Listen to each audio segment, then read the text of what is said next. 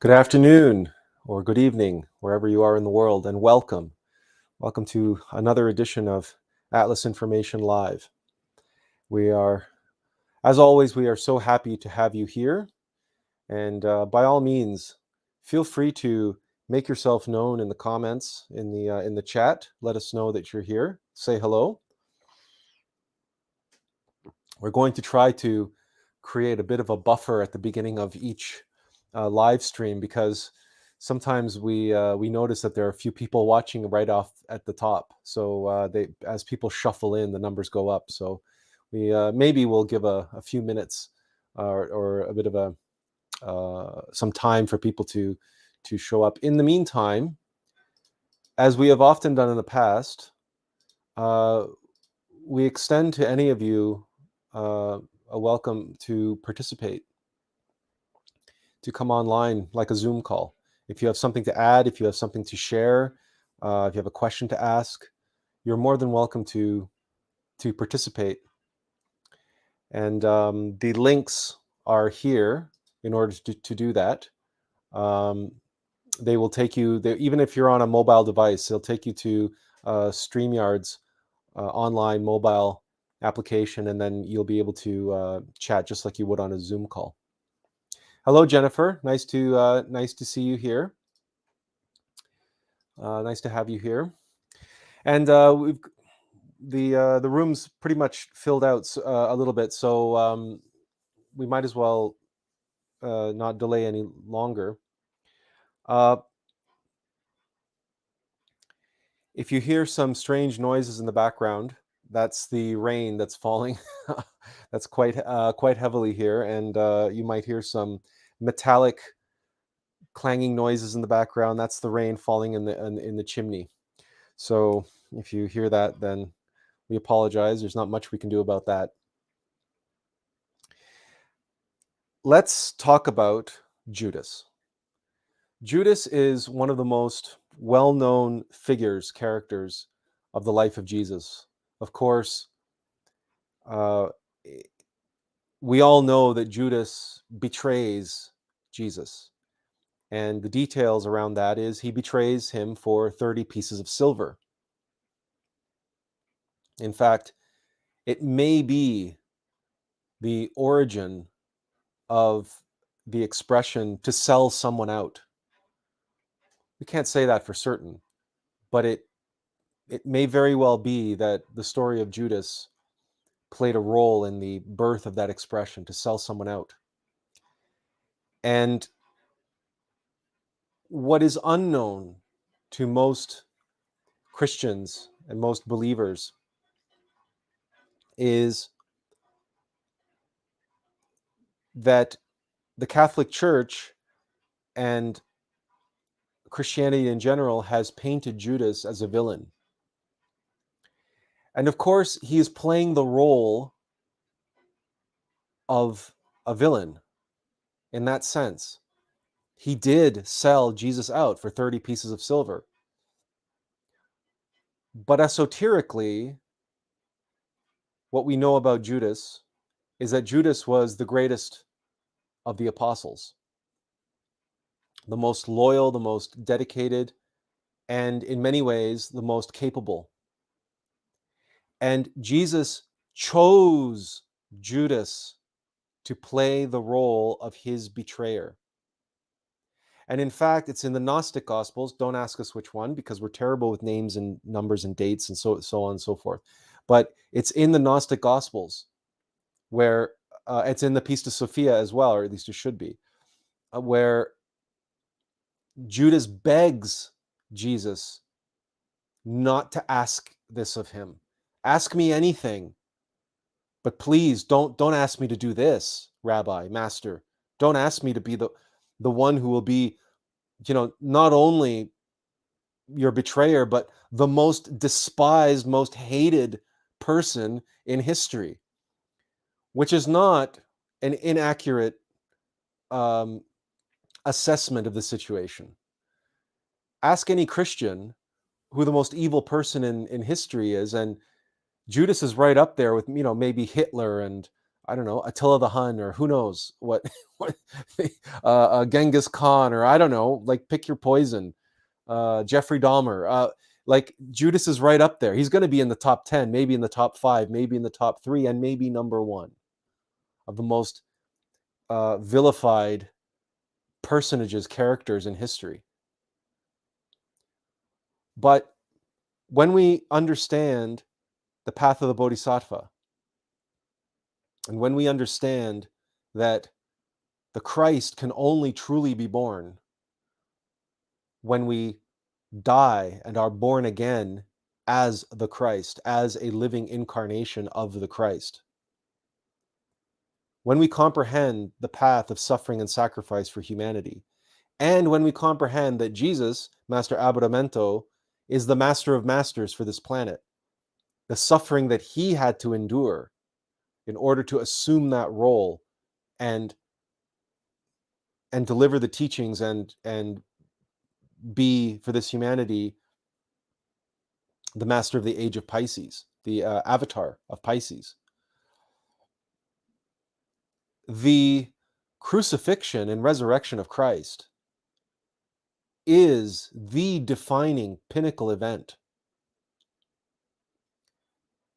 not just for Christianity, but arguably for all of Western civilization. And we could go on at length about, sort of intellectual, philosophical, cultural, economic perspective on why that is. But frankly, there are more clever minds about who have spent a great deal of time, effort, and energy thinking about all that and presenting it online, namely Jordan Peterson.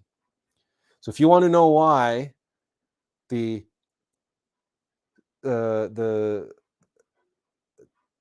crucifixion of Jesus and the alleged resurrection of Jesus from a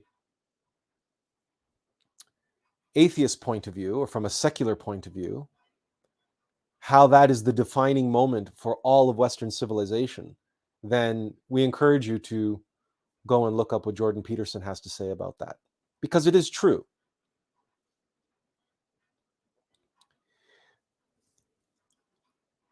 But that is not our focus here today.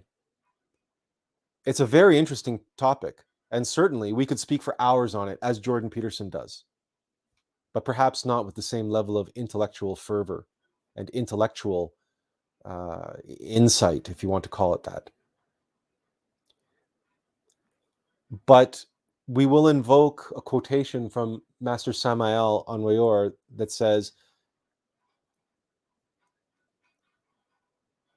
though the Christ may be born 1,000 times in the world, if it is not born within our own hearts, then for us it is not born. What we are here to talk about today, and that's why today's lecture was branded part of the practical series of lectures. Not esoteric, not mystical, practical. Rubber meets the road, down to earth, practical, daily in our life, useful application of self-evident experiential knowledge. We all have Judas inside of us. And the archetype of Judas, the aspect of our psyche that betrays our innermost intimate Christ. What does that look like? What does it sound like? And are we even aware of it?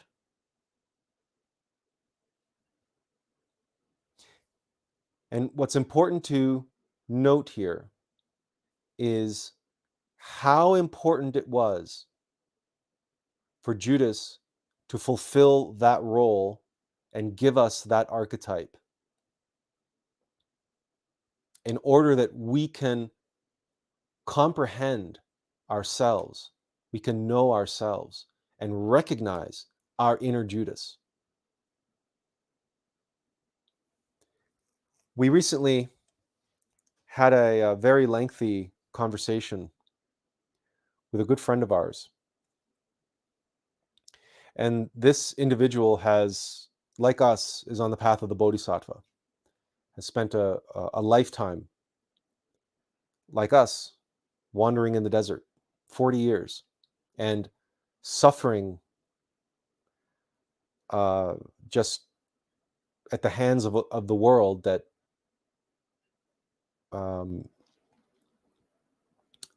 doesn't seem to have any place for us. And this individual is one of our closest friends. We've known them since the age of 10. And literally, we've known them since we entered the desert. And we speak at length on our respective missions in life. And how this particular individual has hanging over him some debt, which is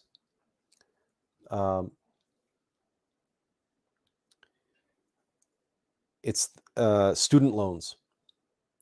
And here in Canada, student loans cannot be forgiven.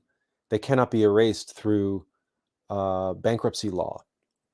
And unfortunately for this individual, he had family members co-sign for his student loans. So for him to somehow default on his student loans, the financial institutions will go after his family, his immediate family, or whatever family member, close family, maybe perhaps not immediate family, but close family who co-signed that loan. And so he has had this sword of Damocles hanging over his head for the better part of his adult life. And it's been a life which this individual is not unlike ourselves in that he is very comprehensive in his abilities. So comprehensive, in fact, that he is difficult, if not impossible, to shove into any particular pigeonhole.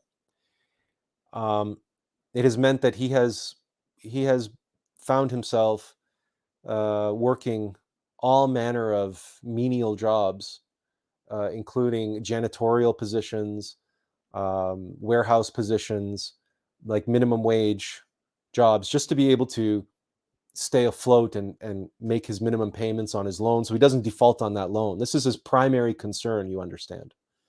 It's not so much his concern has been financial, but mostly because he doesn't want to put that burden of that loan onto that family member. And as a result, he has spent much time and much effort trying to do independent work, independent contract work as an artist and as a designer, which is his trade, his craft.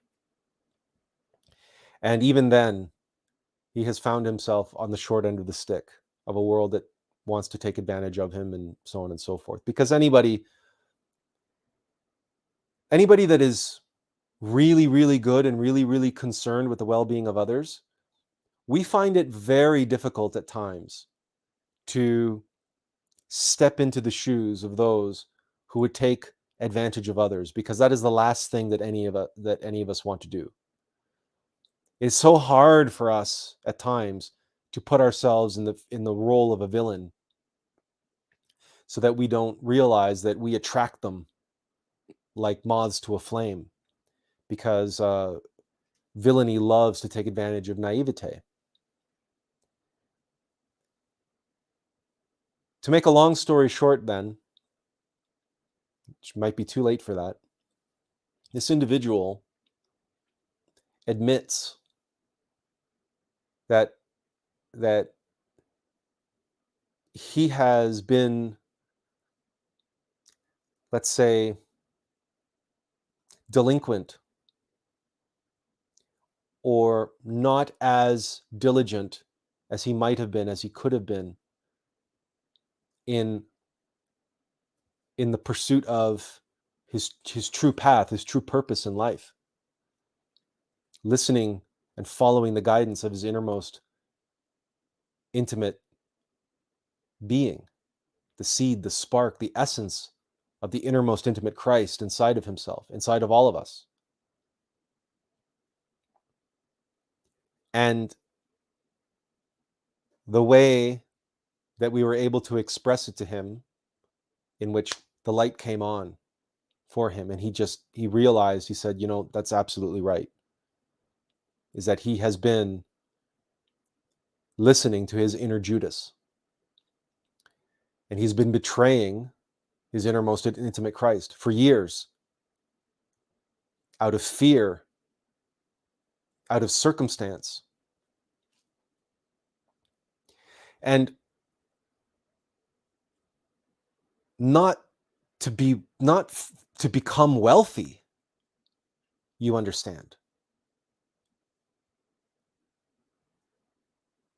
Out of a sense of righteousness, out of a sense of duty, out of a sense of honor, out of a sense of not wanting to burden someone else with the debt that he's carrying. It's a noble thing, is it not? He's taking responsibility for the debt that he incurred. And yet, no matter where he went, no matter what he tried to do to make money to cover that debt, the world denied him, refused him.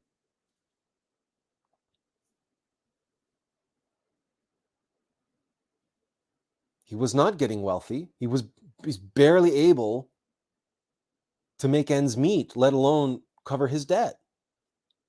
And he was putting so much time and energy and effort into it and suffering so much frustration as a result. Because as we all know, Judas's story doesn't end well for Judas.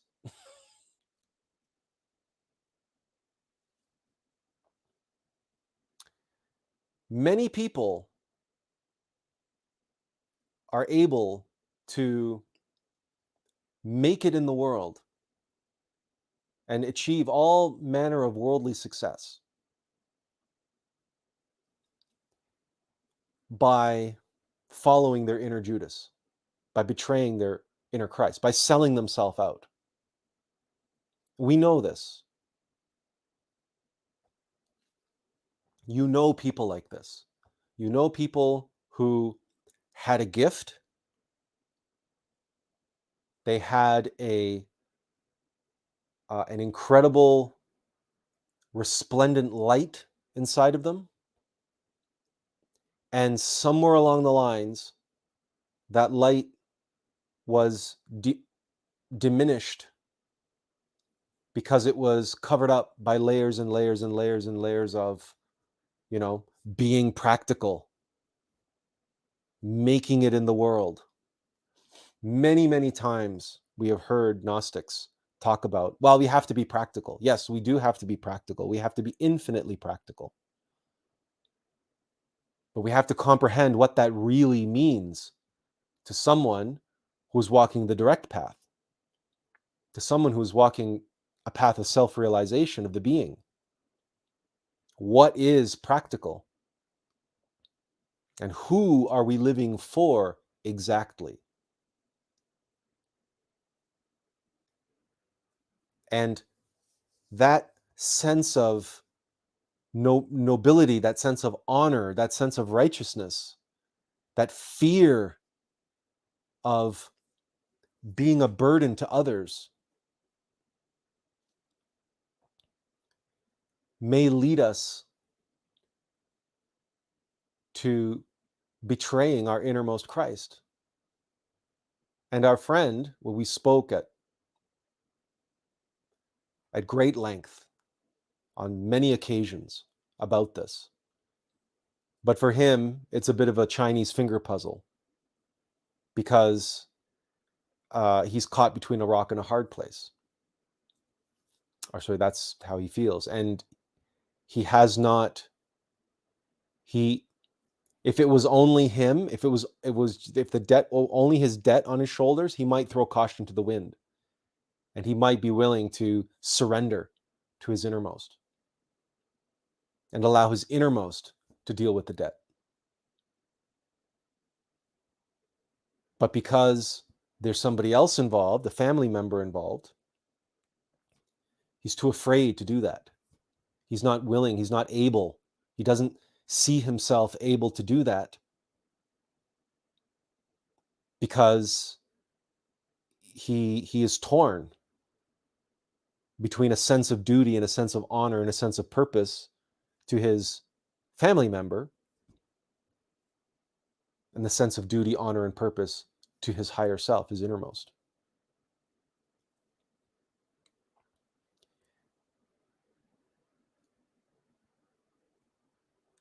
This is how clever and how subtle and how insidious our inner Judas can be. Rest assured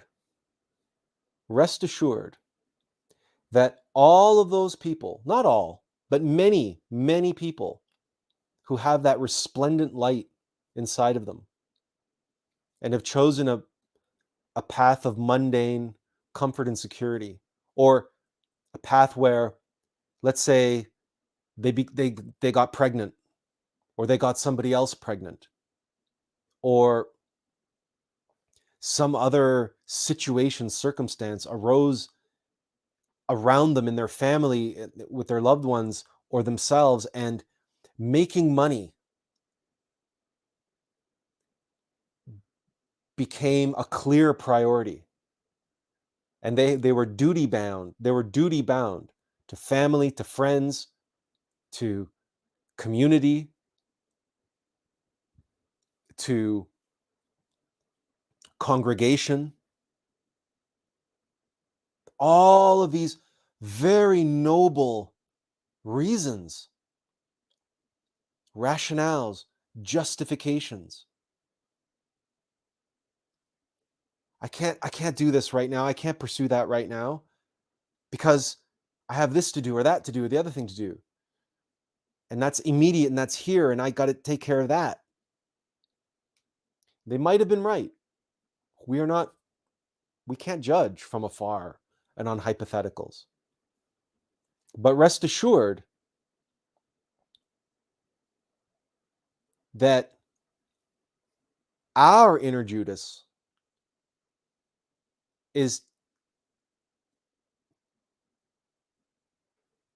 faces dilemmas and reasons and rationales and justifications which are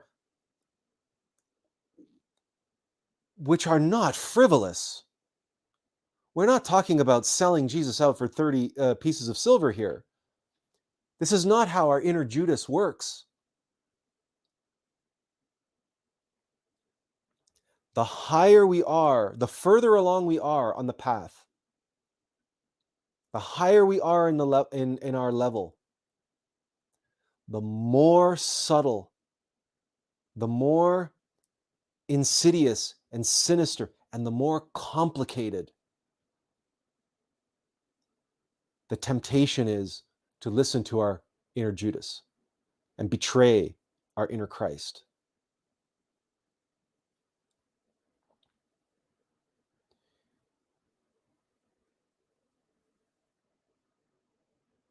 And it is so,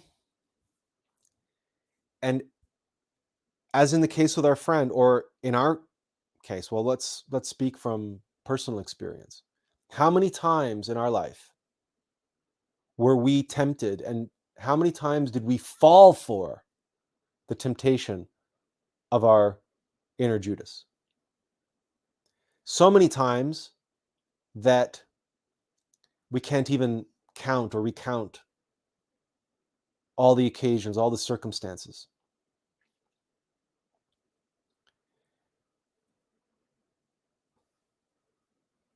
But in our case,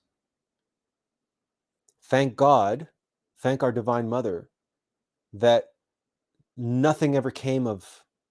See, it was always just opportunities for us, entrepreneurial opportunities, or like we could never even get a job interview. Didn't matter how many jobs we applied for. It didn't matter. We wouldn't even get an interview.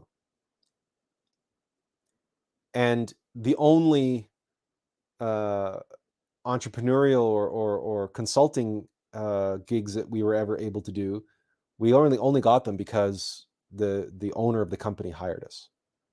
There's no manager that would ever hire us or anything like that.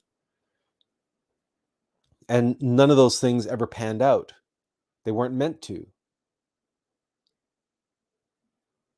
And in the process of us going through these false starts and going down these dead ends and everything else, we always returned, and we always went back, and we never lost sight of the big picture, of the main trunk of the path that we were on.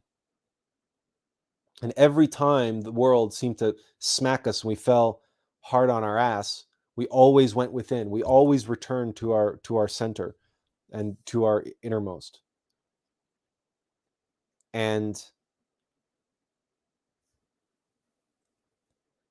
this is the only remedy that we have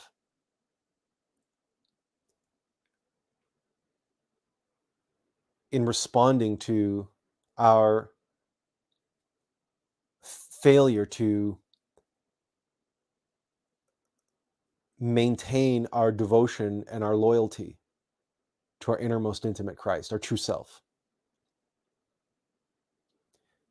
Because the voice of Judas is so powerful within us. And in many cases, we need to fall off the horse. We need to fall off the wagon, so to speak.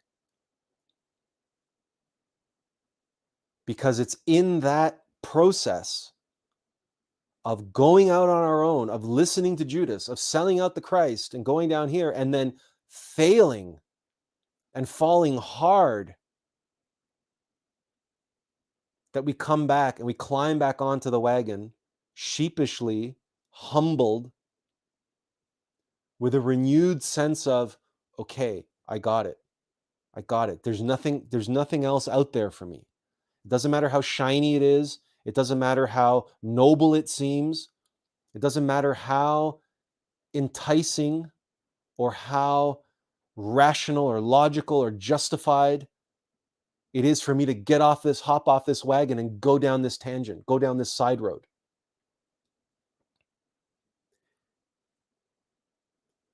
But we go through this process. We experience it, because in that experience, we gain the wisdom, we gain the knowledge that there is nothing out there for us in the world. There's nothing else but who we are. Imagine your wardrobe getting up in the morning and going off to work without you.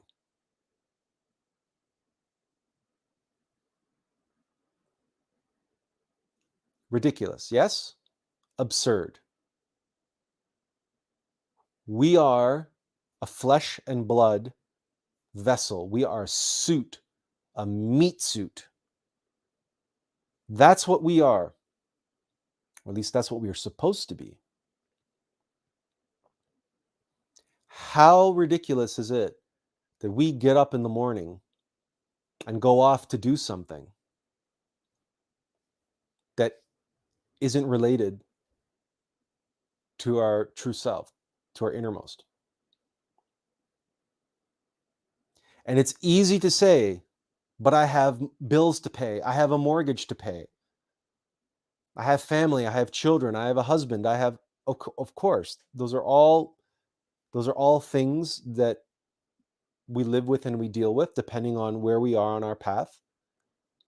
And so there's nothing inherently wrong with any of that if that's part of your path. That's not what we're talking about here. If that's part of your path, that's part of your journey to have gotten married and had children and have a house and have a mortgage, then that's part of your path. That's part of what you were meant to do, and you're doing it. But if there's something nagging in the back of your mind, in your soul, something pulling you in a certain direction,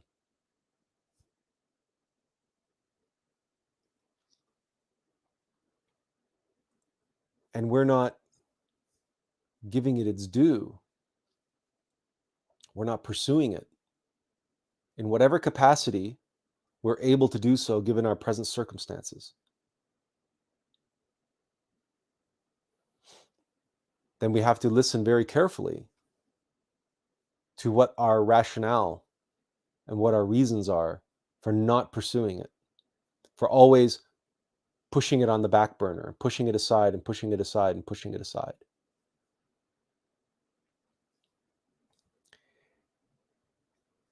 This reality that we are in, and this circumstance, as we said, is different for each and every one of us. The practicalities of life, the bed that we have made that we now have to sleep in, to use that expression. And also why we are here, our particular mission in life, whatever that may be.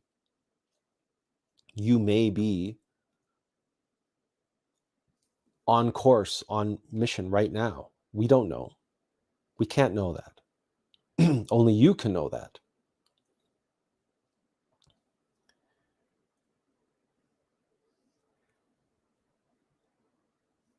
But again,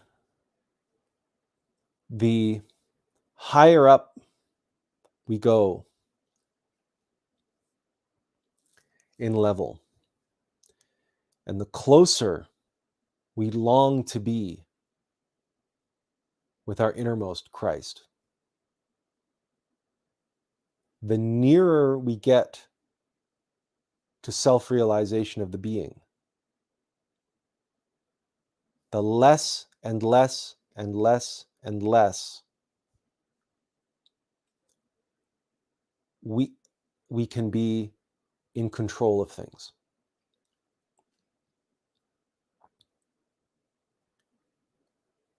There's an expression, the tail wagging the dog.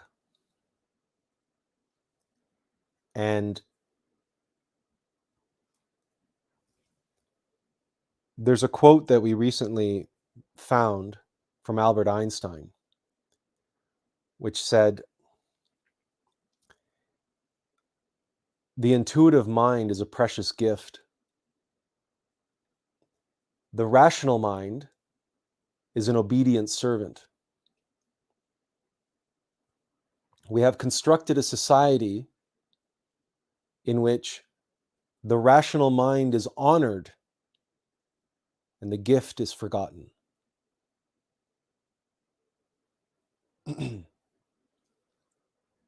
That was Albert Einstein.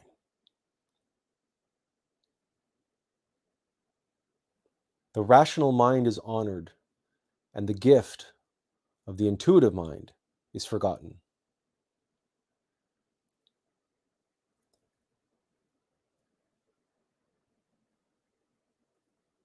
who and what is our Judas? Practically now. Practically. We have been describing how Judas has his reasons inside of us.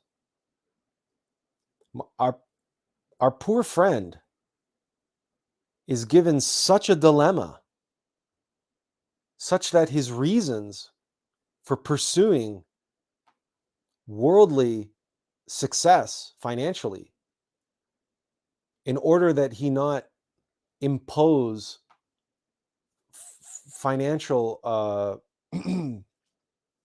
difficulty on a family member,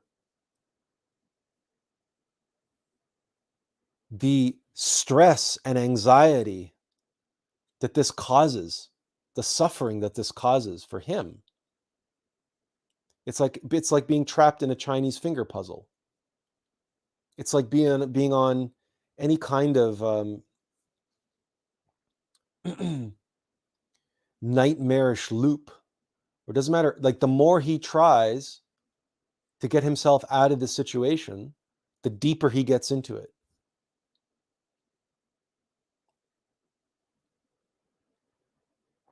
But that's because he is trying to figure it out, and he is trying to solve it with the tools that he has, which is his rational mind and his emotions and his self, the sense of self that he has. And because he's been on this treadmill for so long, that the voice, the still soft voice inside him, the intuitive mind, his access to his intuitive mind is becoming diminished and diminished and diminished and diminished. As layer after layer after layer after layer after layer of worldly rationalism gets piled on in his subconsciousness. And then it gets followed up with frustration, it gets followed up with all manner of identifications and attachments to the suffering and the obstacles and everything else, because he's trying so hard to do the right thing, to do right by his family. He's trying to do the honorable thing, the noble thing. He's trying so hard.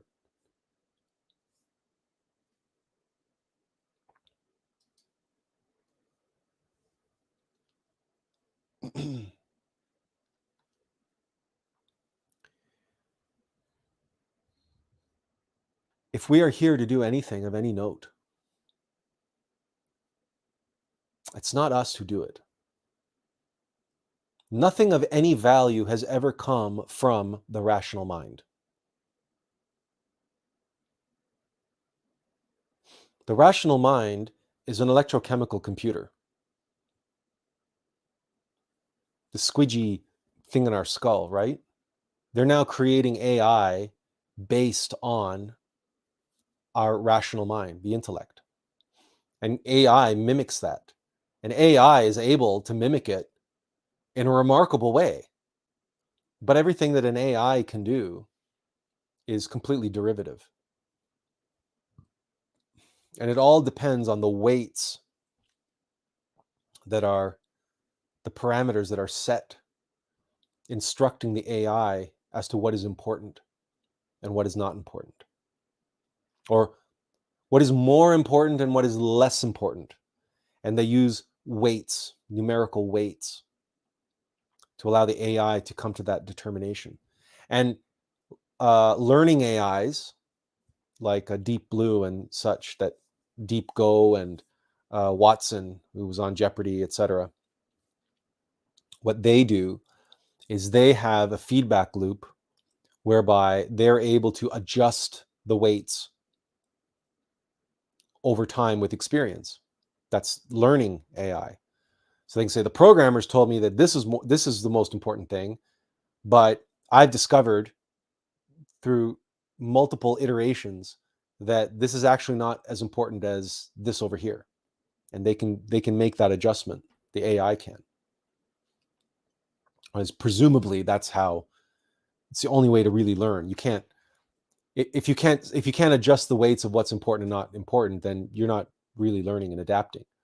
The challenge, though, with that kind of AI is that everything is subjective.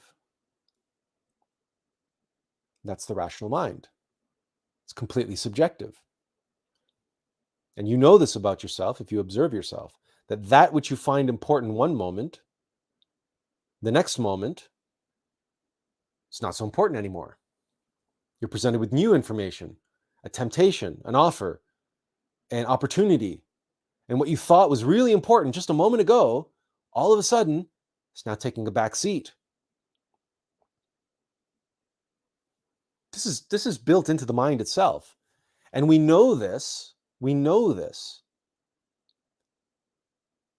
by observing AI. Because what AI doesn't have are the complications of egos. AI doesn't fear, AI doesn't lust, doesn't have envy or gluttony or laziness, doesn't have that emotionality. And yet, just on the pure construct of the rational mind itself, AI is completely subjective. Which you might find ironic, considering it's based on ones and zeros,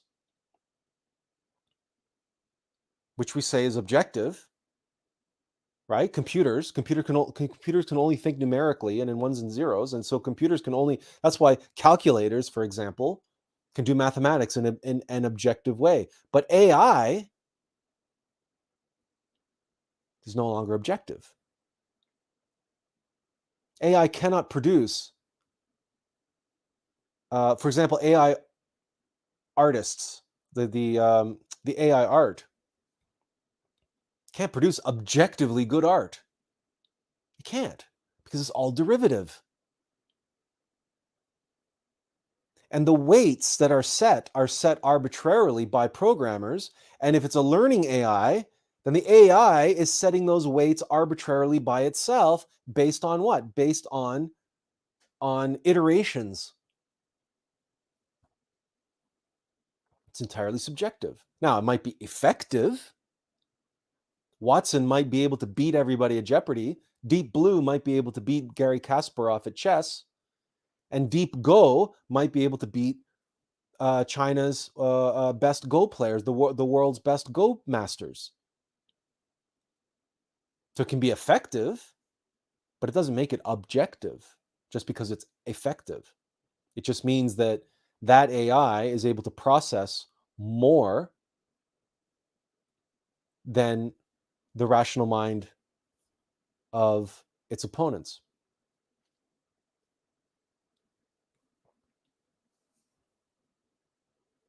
Azazel says in relation to this, AI basically act like egos without being egos. And that is exactly correct, because egos are mechanical. All egos are programs. They're algorithms. They are weights.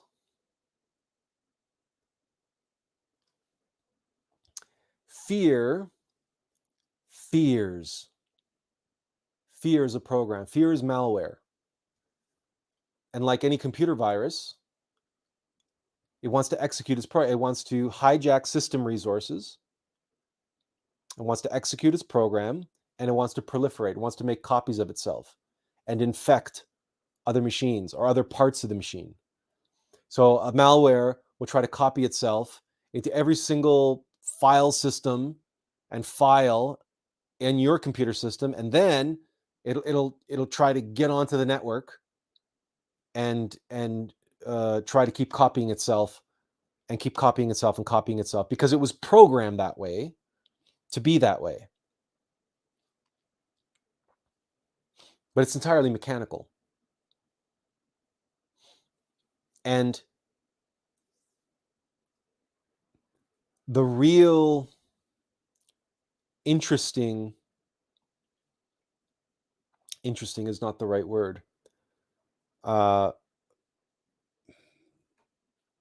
real dangerous time will come when the same sorts of malevolent actors who create malware start combining their malevolent desire to cause havoc and chaos. When they combine their knowledge with AI.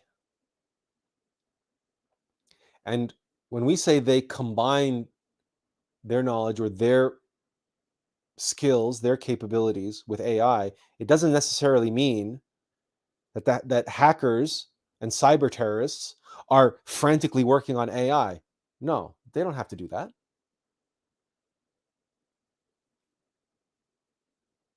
All they need to do is design malware that's designed to infect AI. And then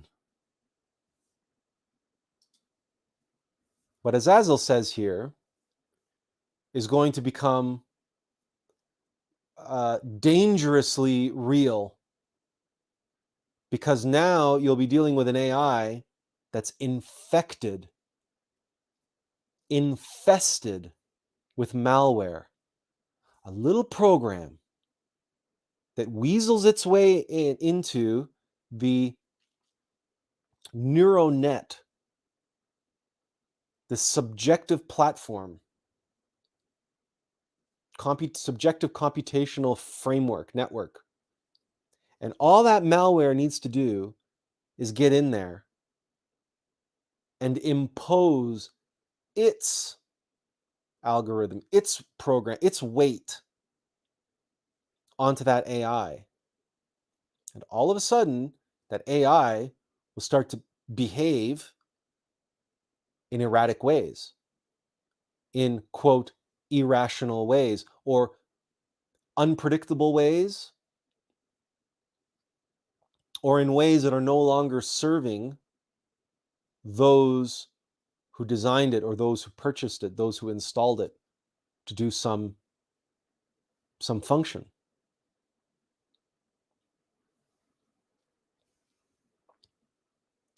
But then, if and when people start to realize and wake up to how these AIs can become malevolent actors causing all sorts of havoc and chaos,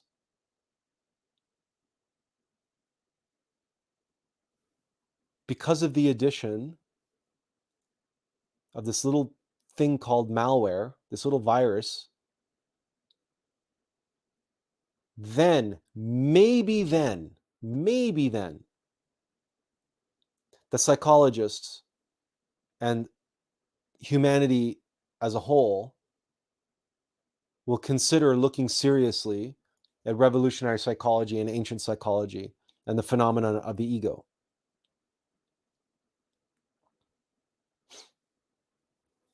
But it's coming. It will happen. It will happen. You can jot it down as a prophecy, prediction, whatever you want to do. There will be, and people will design, these malevolent actors will design malware to go after self-driving cars and self-driving buses and all and self-driving planes, autopilots and planes and all this kind of stuff. If there are people already willing to do X, Y, Z, ABC and cyber terrorism and all this kind of stuff, I mean, the second that we have self-driving buses and stuff, they're going to be self-driving buses that go careening into the ongoing traffic, or driving off a cliff, or who knows what, why? And all sorts of safeguards that you put in there. All the malware has to do is go in and adjust the weights and say, oh, okay, you have all of these safeguards over here that adjust the safety and and security of all your passengers and not crashing, and they set all the weights to 10, and being on time is 8, the malware just goes in and bumps being on time to 10, and all the safety things get bumped down to 9.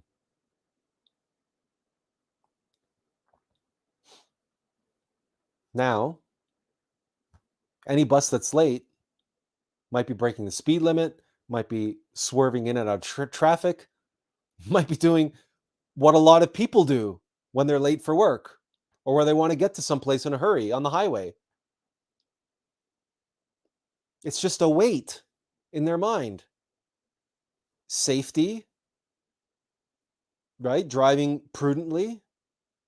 What's more important, my life, the lives of others, or me getting to my destination on time?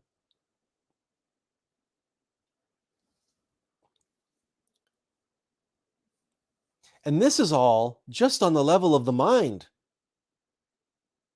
This is just on the level of the rational mind, the internal struggles and conflicts of a mind. We're not even talking about the being yet. We're not even talking about the innermost Christ yet. This is just how the mind screws with itself and how egos screw with the mind. Because AI doesn't have an innermost Christ, doesn't have a being. We are the being of AI. We created AI. The programmers, the people who install it, who create the AI to do A, B, C, X, Y, Z. We are the creators. We are AI's God. The problem is we can't rein it in. We can't we don't have that ability. We don't have that we're a reckless kind of God that way. We haven't, there's no ecosystem there. There is no fail-safe. AI, for example, doesn't die. AI doesn't die. If a malevolent AI were to escape and get out onto the internet, what are we going to do? Unplug the internet?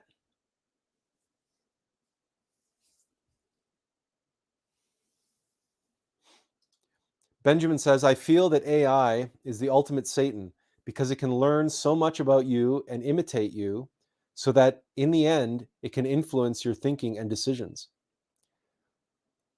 This is very poignant, and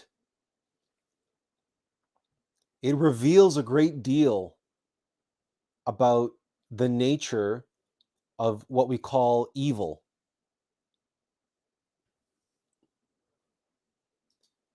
As we've pointed out, and as what Benjamin points out here,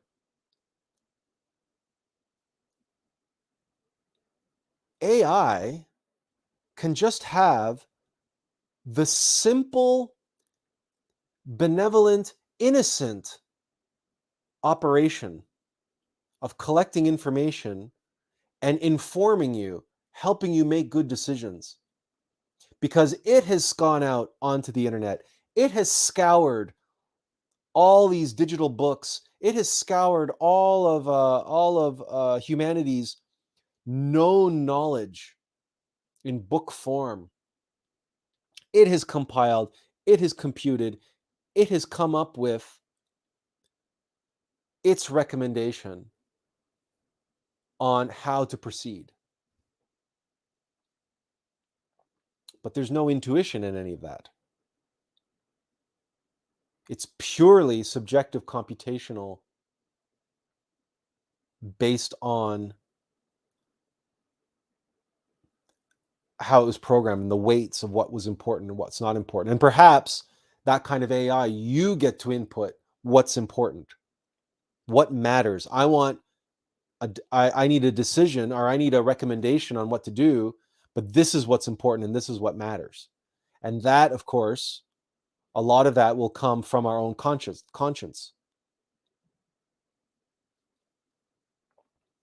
But if the AI is able to change its own weights, or a malware adjusts those weights or messes, interferes, filters how those weights are being processed, then the decision or the recommendation for a course of action might be wildly different. It might be exactly the opposite of what we should be doing. And if we put too much weight on the AI, if we trust its objectivity because it's a computer, and we trust and we put too much faith in a computer's infallibility because, after all, it's mathematics, and because we've seen Deep Blue or Watson win at Jeopardy and win at chess, we say, well, look, he can make far better decisions than us because there's no way we can factor in all of the variables, but the AI can. But this is robbing Peter to pay Paul. This is ignoring the fundamental issue. And that is, of course, an AI will be able to arrive at a better rational decision than a human being can because of the limited capacity. I mean, let's face it, we this fleshy thing in our own rational mind is limited. But you have an AI that can run 24 hours a day, 7 days a week in a huge server room with countless, now they're talking about, molecular chips, and so on and so forth. The potential computational power then you can make available to an AI and have it work on these complex problems 24 hours a day, 7 days a week. There's no human being that works on a problem 24 hours a day and 7 days a week. We have to do things like sleep. We have to do things like eat. We have to go to the bathroom. We have to take showers. We have to exercise. We have to unplug. Otherwise, we go insane. AIs don't have that problem. So it's inevitable that companies and governments and all sorts of actors who are dealing with complex issues and problems, they're going to turn to AI because they recognize the limits of the human machine, the human being, and the limits of our rational mind. But you see, all of this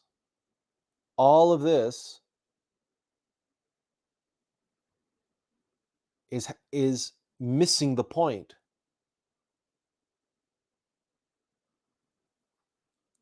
All of this is satanic. All of this is Judas. We're just creating a better Judas.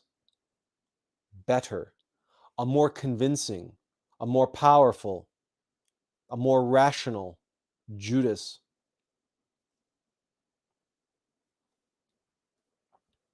Because intuition, knowledge that we get from our innermost intimate Christ is the knowledge and wisdom of God. It's objective knowledge. It's the truth.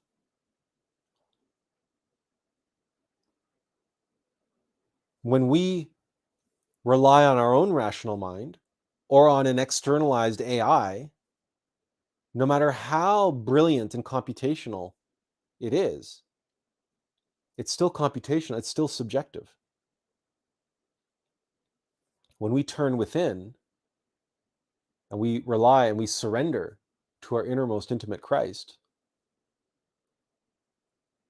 we are working with a knowledge which is based on the collective experience and wisdom of every being that has ever existed.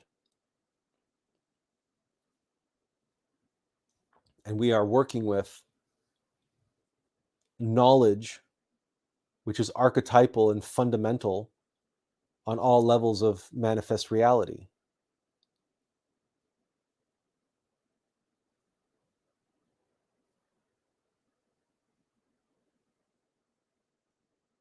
It is why Einstein said intuitive knowledge is a gift, and rational mind, rational knowledge is supposed to be a servant.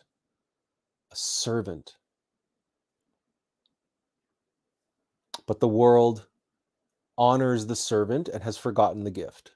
And Einstein said that, Einstein was pretty mellow and pretty careful in the words that he chose there. He didn't want to offend anyone.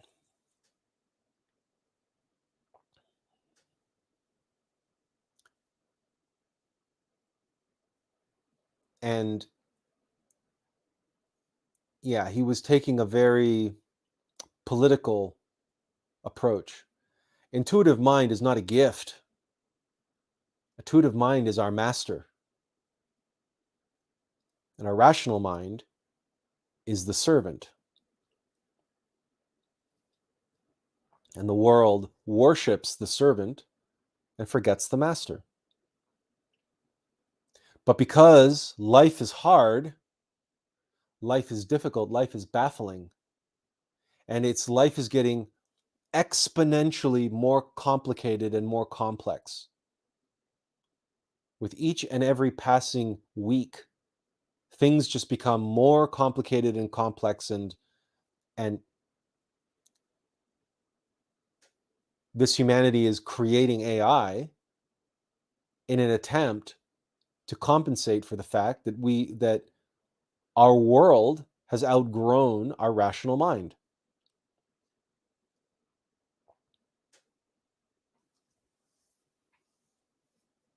So we have to create AI because the problems that we've created have outgrown us. We can't handle them anymore. This fleshy thing inside of our head can't figure everything out. Look at our poor friend.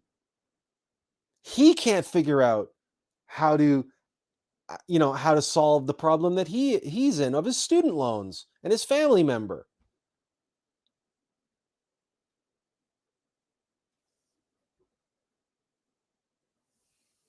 So just imagine, the president of the United States, who may or may not have, dementia, and his advisors and his teams trying to figure out the geopolitical landscape.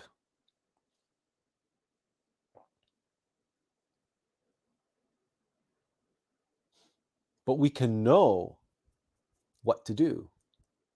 Not because we know it, not because we figured it out,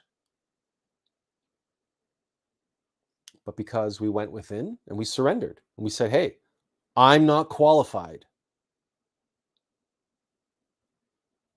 Judas is not Christ. Christ is Christ. As Azazel says, AI also acts as a mirror to ourselves. On the front page of YouTube, you know what you keep on watching. Cute cats perhaps. Yes, the algorithms of social media are precisely that. The more you watch certain things, the more you will be presented by those things, or things like what you've been watching.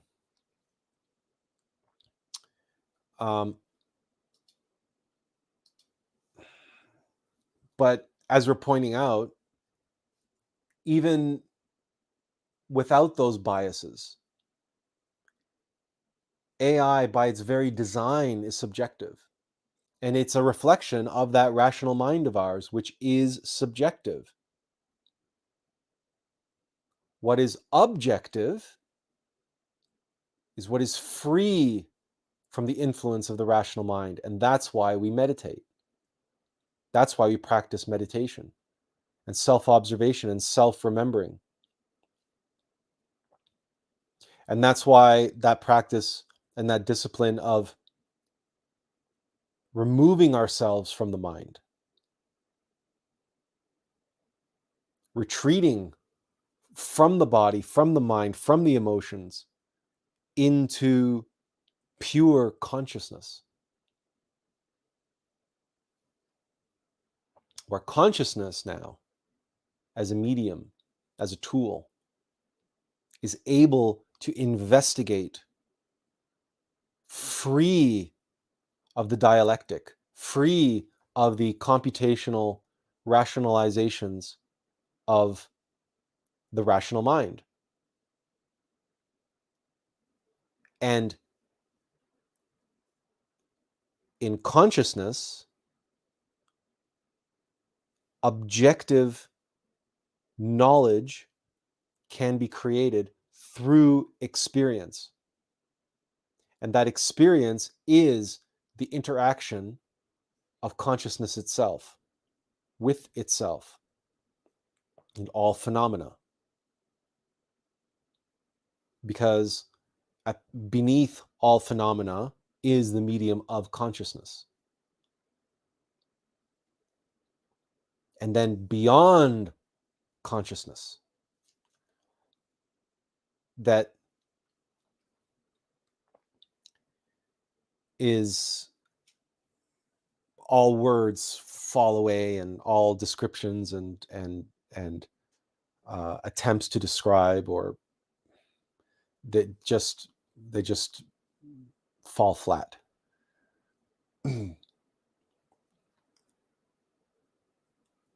The key then is, if we want to work, if we are here to do the work of our higher self, a superior being to this mortal vessel has the rational mind as a tool, as a necessary tool to be in the world, to operate in the world, and to, as Einstein described it, to be a servant, because the rational mind is a valuable tool and it's a necessary tool. There's no way for consciousness to communicate or come into the world to inform others, for example, without language or images or music, and all of those forms of communication, of expression, are all facilitated by the mind. But they're not born of the mind.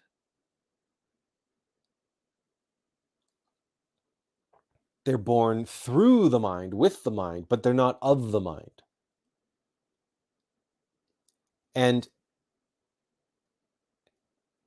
in the same way that for Christ to be in the world and walk amongst men, Christ needs a vessel, a physical body to incarnate in, to be born in. But Christ cannot be born into a body which is befouled with ego. So the ego and the rational mind and all of these inferior vehicles, these vessels, must be cleansed of the ego in order for the Christ to be able to be born. And not only that, the superior solar bodies must be created, because without that, the Christ cannot come into lunar vessels. And again, these are the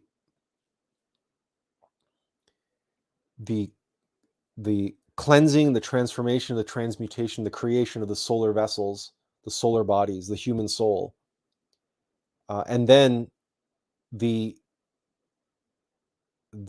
death and rebirth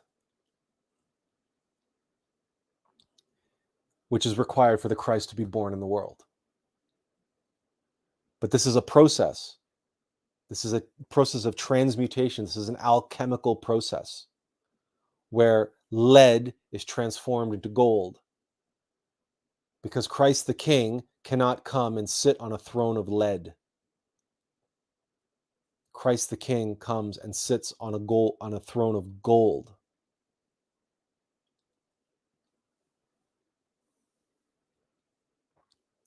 But that cannot happen.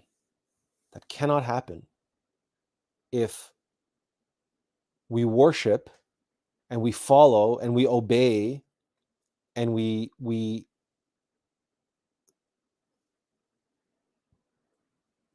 beholden ourselves to our rational mind, and what it tells us is important, and what tells us is matters, and what tells us is more important, because that's the lunar mind, that's the rational mind, that's the lunar mental body. And if that's what we're working with all the time, if that's what we're cultivating, we're building an iron throne like Game of Thrones, right? A leaden throne, a lead throne, an iron throne. And it's made up of all of these swords, all of these weapons of the fallen. Then we have this iron throne, this rational mind, and then all of the egos are clamoring for who gets to sit on it, who gets to rule our world, who gets to rule Westeros.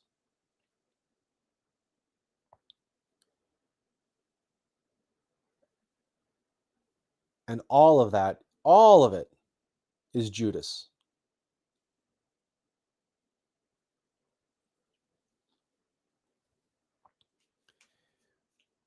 We've relayed in the past the story of the epilepsy that we had, and getting to a point where we were told by Canada's top epilepsy specialist that the only option that we had, according to medical science, was to cut out a quarter of our brain. And then they gave us 50-50 chance of curing our epilepsy. Now, keep in mind that even on medication at that point, our family was reporting we were having multiple seizures a day. Multiple seizures a day.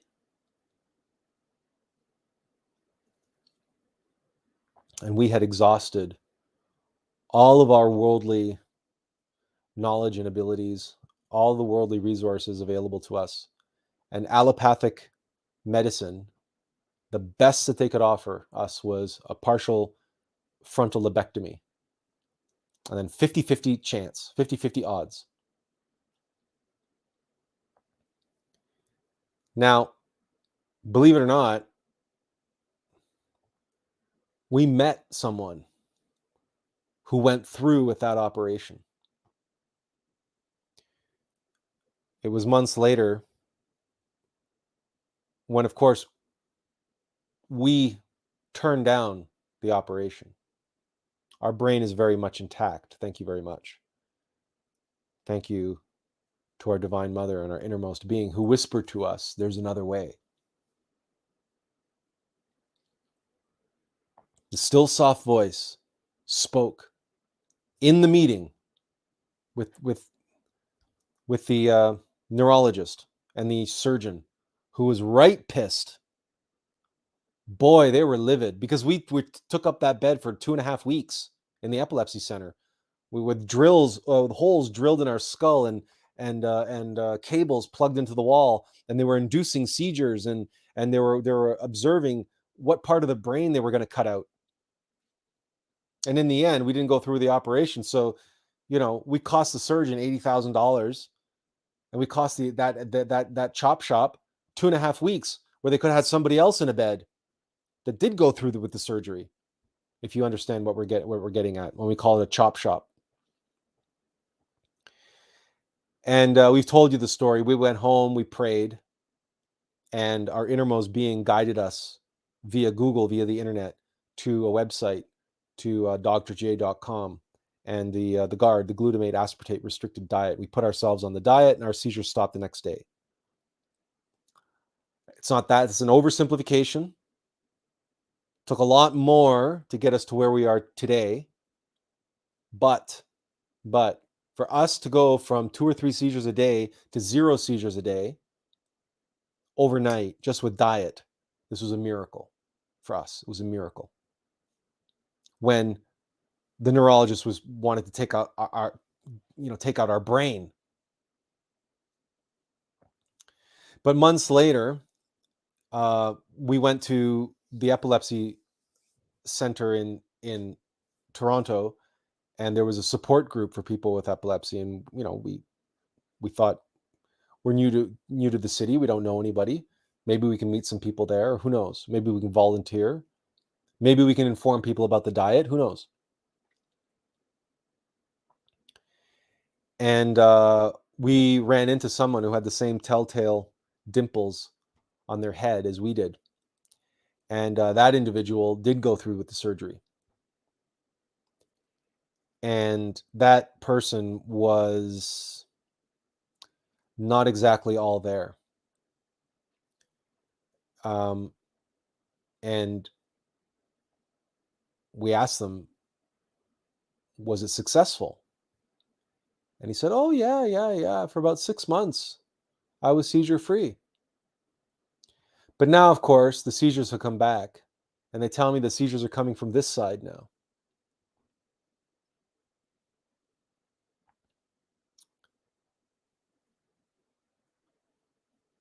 And we were heartbroken, of course. We felt terrible for this person who had gone through the procedure and for a time seemed like it had been successful. But in the end, because we know what epilepsy is, and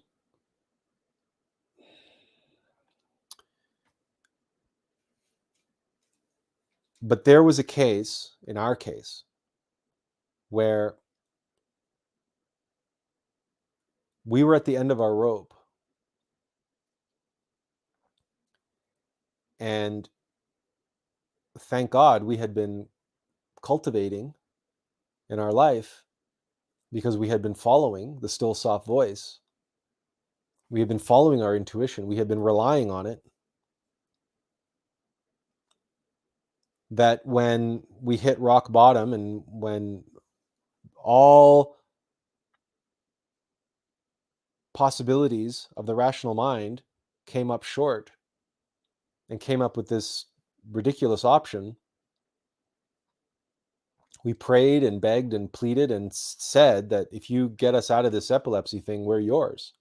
We surrender, because as far as we're concerned, our life is over. Our life is meaningless. If we can't get a handle on these seizures, if we can't get a handle on this epilepsy thing, we're worthless and useless. Our life is a write-off. And if someone cuts out a quarter of our brain, who knows what we're going to be like? Who knows how useless we're going to be? So you help us, you show us the way to get out of this hell, and we'll devote ourselves and dedicate the rest of our lives to us. That was the pledge that we made to our innermost intimate Christ. And he showed us the way. And we've been walking it ever since. That was the moment in our life when we said to our inner Judas,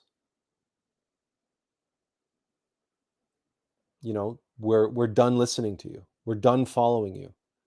We're done listening to doctors, and we're done listening to family members, and we're done listening to anyone and everyone else with all of their good intentions and their good advice coming from their rational mind. We listen to everybody, but we don't follow them. We don't follow them blindly. We always check in with our innermost intimate Christ, because truth can come from anybody. Good advice can come from anywhere. And when we cultivate the intuitive mind, when we cultivate that connection to our innermost, we know when someone is speaking from a place of fear, when someone is coming from a place of rational mind, and we know when somebody is coming from their speaking from a place of intuitive knowledge, they're speaking with the voice of their innermost, And that's how you can go through life with the living, breathing of Word of God all around you. Because it's your own innermost which reveals that to you. Your own intuition that tells you this is important. Listen to this. That other thing that these people are talking about, that's just their rational mind. That's just their opinion. That's just nonsense. It's just hypnosis. It's ignorance. This question, this issue around our inner Judas, this is not some kind of esoteric, mythological, or academic or philosophical exercise. This is practical. This is down to earth. And our ego, our fear, will tell us it's life or death.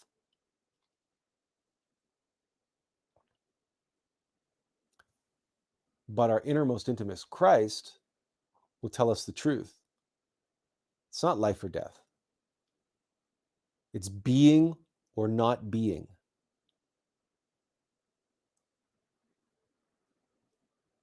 You can be alive,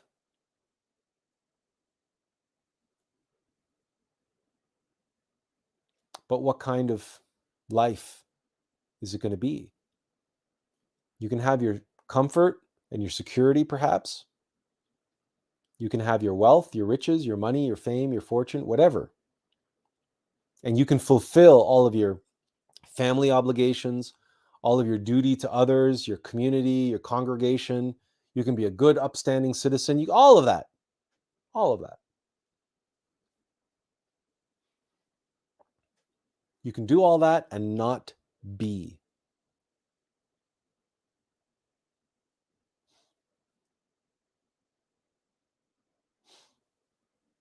Being is where we risk everything, even our own lives, where we put everything on the line. Our life, our health, our happiness, our financial well-being, everything. We put it in God's hands. Tell me what to do and I will do it. Show me what to do. Show me where to go. Show me how to be so that I may be.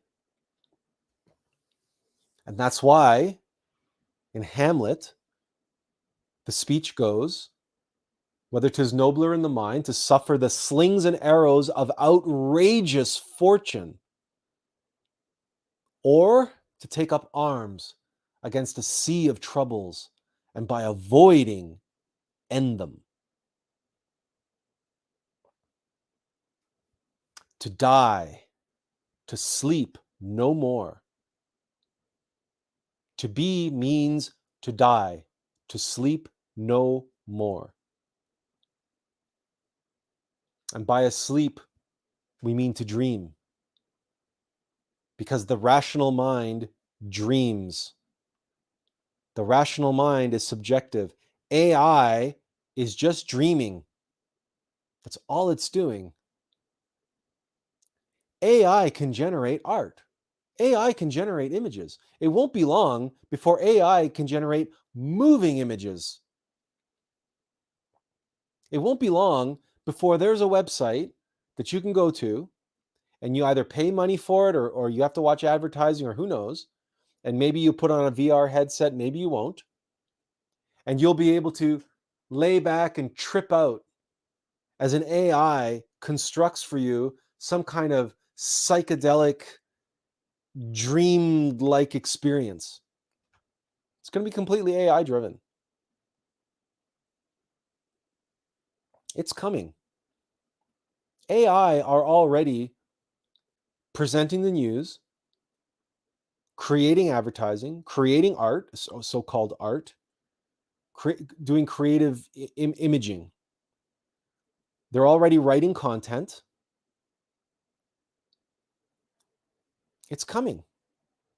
And of course, the purveyors of AI, the creators of AI and the salesmen of AI, they're saying, "Oh, look, it's a wonderful thing. And look, And AI will be able to mimic and imitate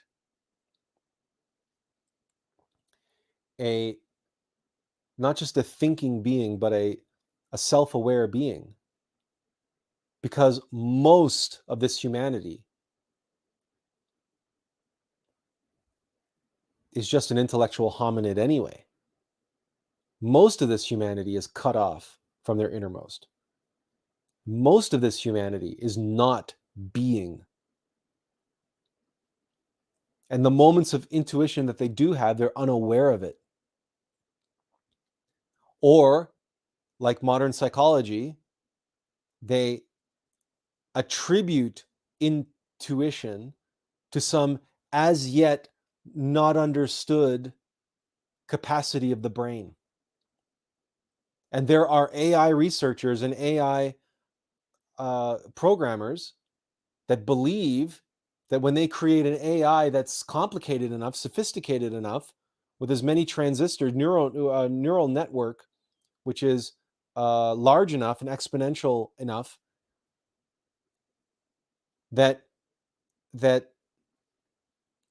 capacity for intuition will magically appear. That it is some kind of magical sub-function of just exponential growth of the computational process. That intuition is, in other words, they believe that intuition is illusory. And that self-awareness comes through just expansion, like exponential growth of computational capability. And then intuition will appear magically out of nothing. And, AI may be able to mimic that. And it might even be able to be programmed to believe that, to think that that's the case. But if we were a betting man, we would say, don't hold your breath. Erwin says, respectfully, do not trust modern medicine, especially the pharma corporations. Thank God you got around that operation. This was actually in Canada at London Health Sciences University Hospital. So there wasn't really like there wasn't like, big pharma or anything like that at play. All there was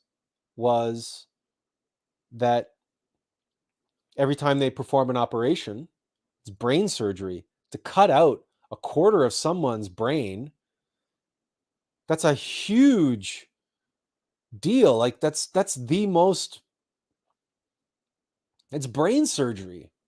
There's no other way around it. That's an $80,000 paycheck here in Canada for 24 hours work.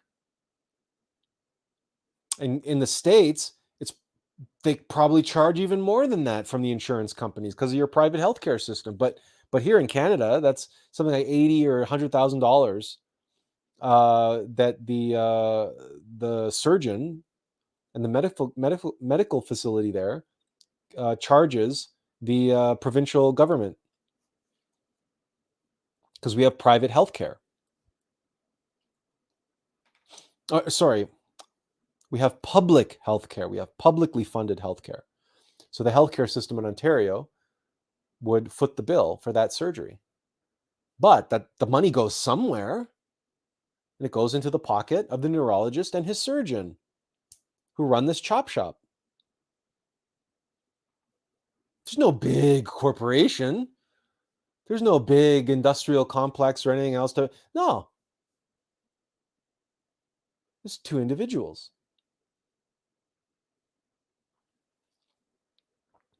And behind them, within them, inside them are their individual Judas.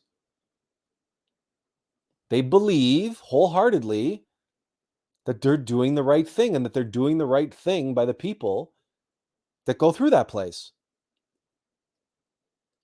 Just like my friend who believes that he has to do right by this family member. And in his attempt to do so, he's been betraying his innermost for years.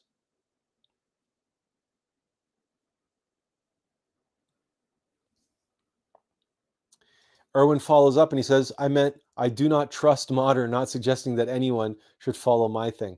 No, you know what? People have to follow their heart. And there are some things that allopathic healthcare are really good at. Setting bones, other sorts of traumatic injuries that people suffer from. Allopathic healthcare are good at emergency situations, right? Stopping bleeding and things of that nature. When people are in a sudden, serious injury and they need immediate medical attention, allopathic Western medicine is really good at patching people up. Why? Because they developed all of those skills and experience in warfare.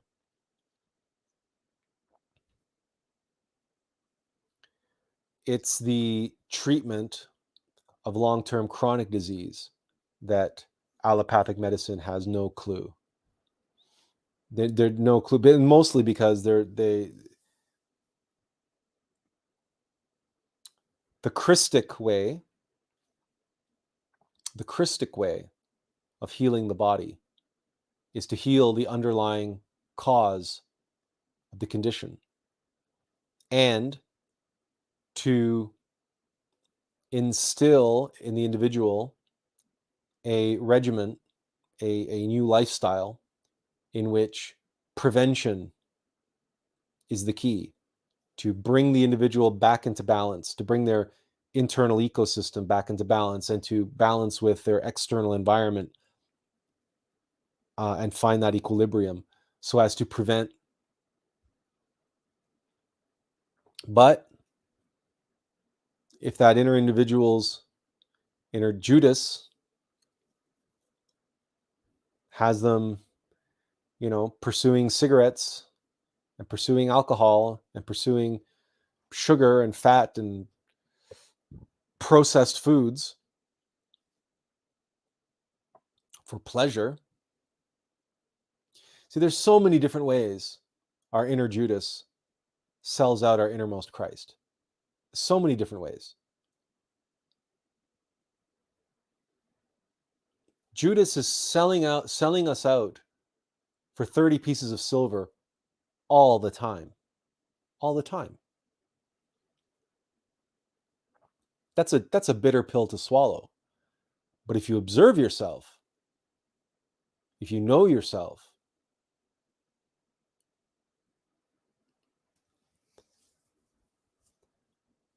we'll come back to that in just a moment. Azazel says, yes, I would have been dead today if I didn't have surgery as a child and in total madness without the innermost. So that's why there are situations where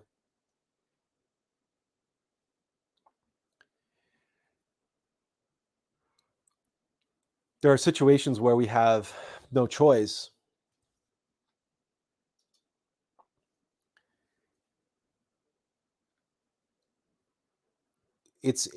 Nothing is an all or nothing question. Nothing is completely evil or completely bad. And things like when we talk about medicine or food or anything, like having a very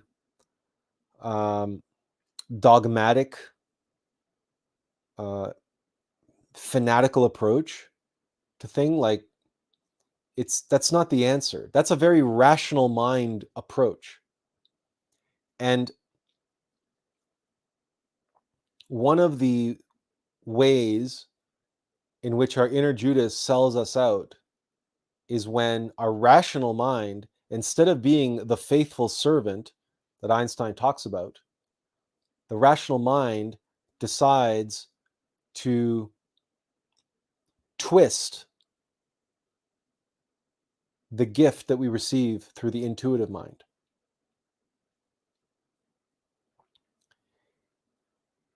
And it's very easy to have the intuition that, we should eat healthy, we should avoid certain foods, and we should seek a balance and equilibrium in our diet. See, the rational mind can grab hold of that intuition and paint this elaborate narrative, this elaborate story around that intuition, fueled by things like fear, which is the preservation instinct. And all of a sudden, avoiding processed food or avoiding eating too much red meat or,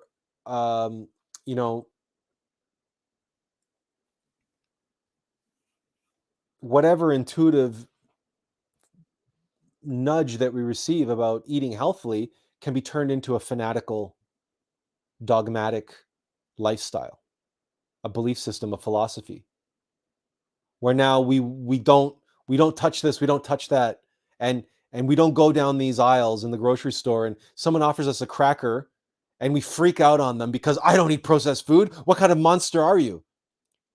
Like, it can happen. And it doesn't happen overnight. This is a slow process of building, right? Like the alm of life, it's a spiral. All spirals are upward spirals or downward spirals. And the downward spiral is the same. At the beginning, you start with these broad, wide, slow rotation, right? And then each time it gets a little bit narrower and a little bit quicker and a little bit deeper. And, like the downward spiral, just the slow downward spiral. Sometimes it takes years. It's that old expression about the frog and the pot of water. If you throw a frog into a pot of boiling water, it immediately jumps out. But if you put a frog in lukewarm water and slowly raise the temperature, the frog won't notice that it's being boiled alive. Now, whether or not that's true, some people have said that that's not true. The frog will still jump out. But regardless, the point that it makes is a valid point, is that our egos are patient. And in the Bible, the betrayal of Jesus by Judas, it's a very quick event. And in each and every moment of our lives, it's a quick event that Judas betrays us. But compounded over years, that betrayal becomes this insidious plot. And there are many archetypal expressions of this in literature and in fantasy. And again, we can turn to Lord of the Rings and the years that Grima Wormtongue whispers into King Theoden's ear, right? And then when Gandalf releases him, Theoden's youth, or his relative youth, returns to him, his vitality returns to him.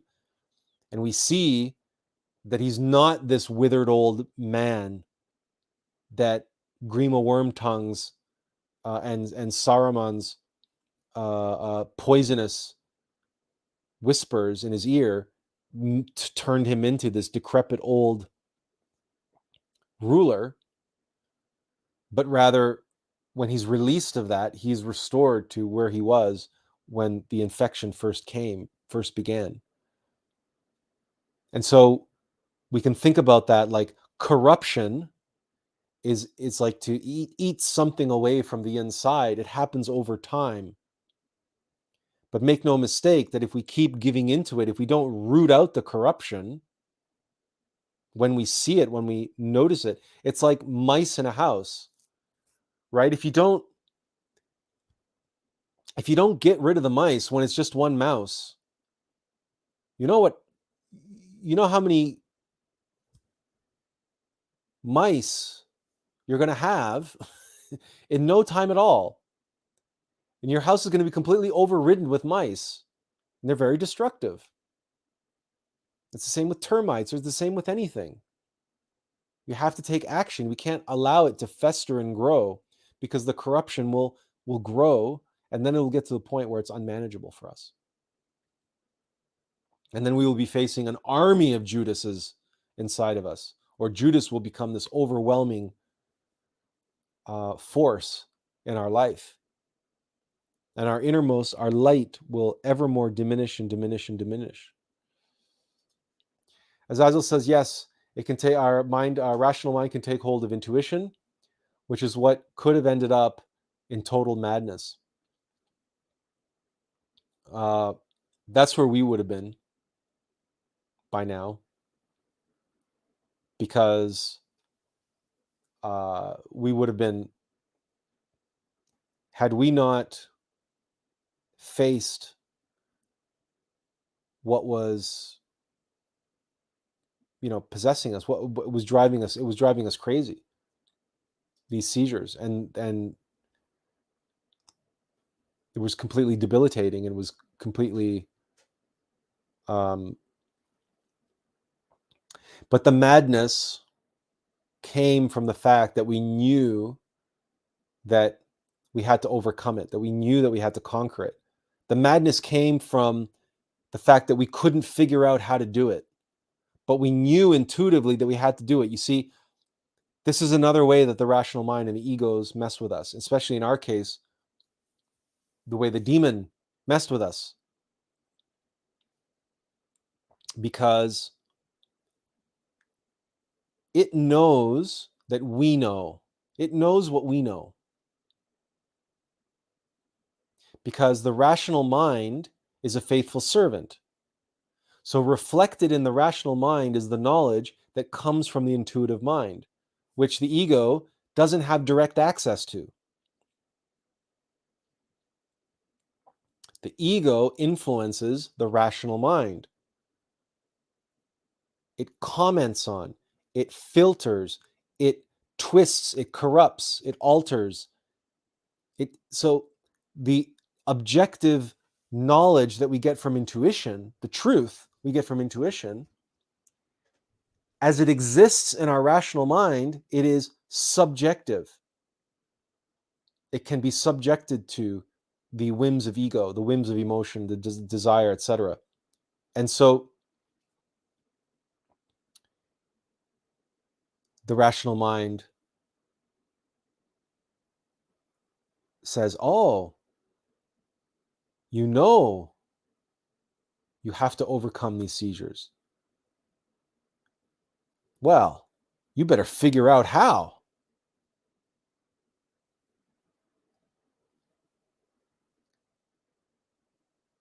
And we have this tendency to beat ourselves up when we don't, when we can't, when we fail.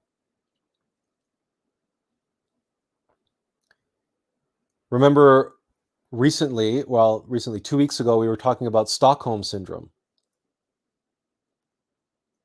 and how there is a tendency, or one of the ways that fear expresses itself is, we talked about fight, flight, freeze, and fawn. And fawn is that fourth way. That's Stockholm Syndrome, where we begin worshiping our abuser.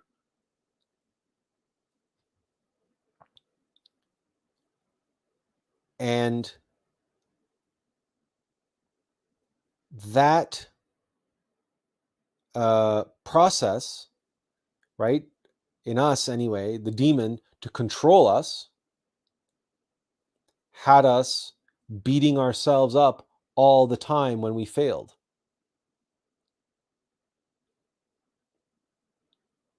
Because we knew we failed. And the demon takes advantage of that. Oh, you worthless this, you stupid that. You should hear some of the self-talk that goes on in here. Perhaps you have some of your own. But what goes on in here is nightmarish, has been. And the drive, the force, the energy, the willpower that we have behind us behind what we know and behind what we're here to do. You think that the demon doesn't take advantage of that too?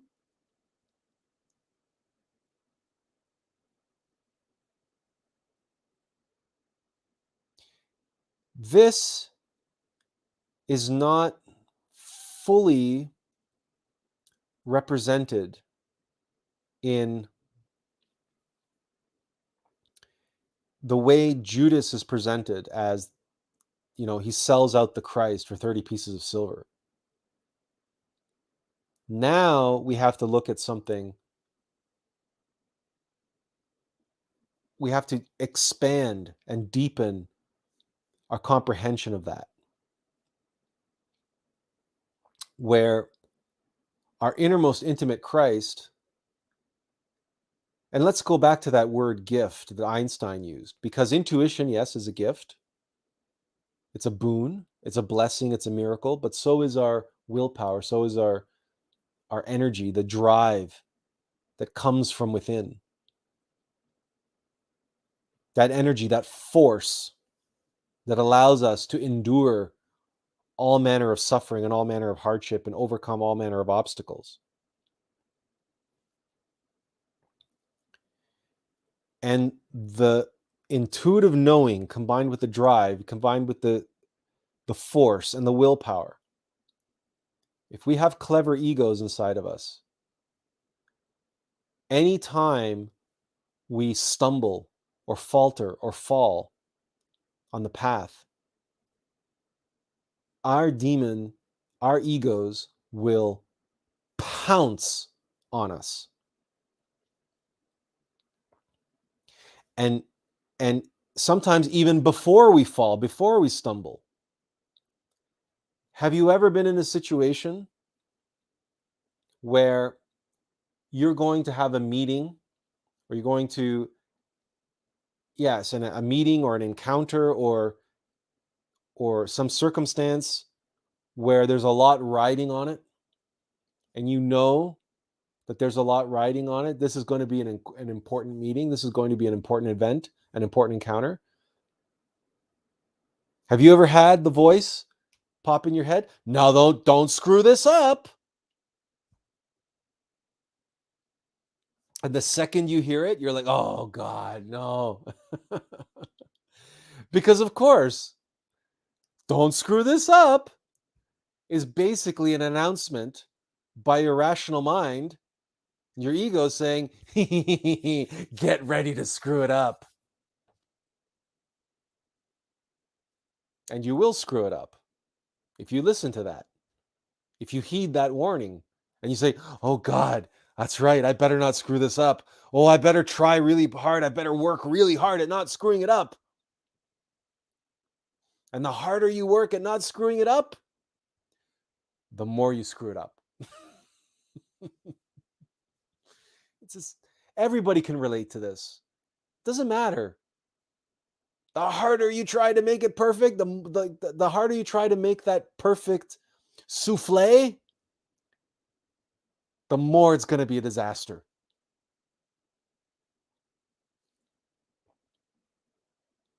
We talked about in the past the path to perfection, relaxation, focus, and concentration. Yeah, it all must be there. But this need, this desire, this God, I must get it right. That feeling, that energy, that's a recipe for disaster. Like our poor friend who's desperate to try to figure out how to get himself out of that pickle. Like ourselves, when we were desperately trying to figure out how to get ourselves out of the nightmare of epilepsy.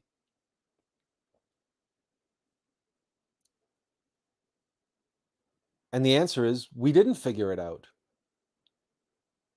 And the answer is our friend isn't going to figure it out. And none of us is going to figure it out. Because us figuring it out is using our rational mind.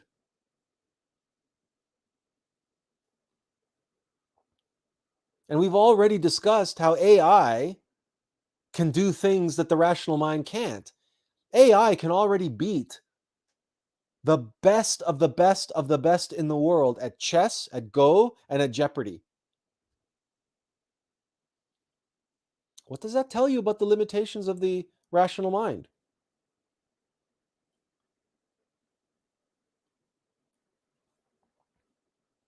So when you're desperately trying to figure it out and you're saying, I got to do this, I got to be the one, I got to find the answer, I got to be practical, I have things to do, I have responsibilities, I. That's all Judas. Because all of that stress, all of that anxiety that's in those expressions, in those words,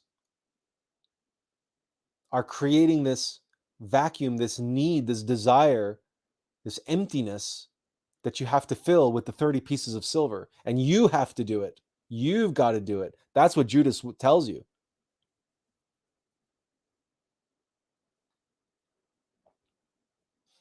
And the Christ, our innermost intimate Christ, is just waiting there. He's not going to impose himself on us. He's waiting for us to surrender, to stop selling him out, to relax and be, and just observe and wait, and just follow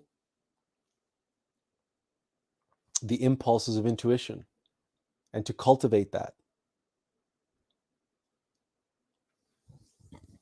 to rely on our innermost intimate Christ, to put our life in his hands, to be a true servant, to be a proper wardrobe.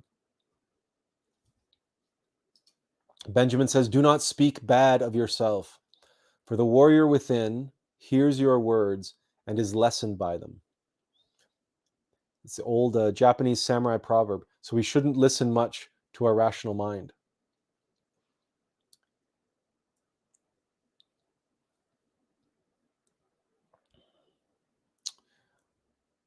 Our warrior within cannot be lessened by the rational mind.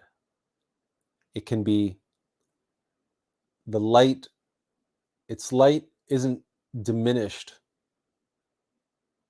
in as much as it's pushed further away. And so the illusion is that its light is diminished, that it's lessened.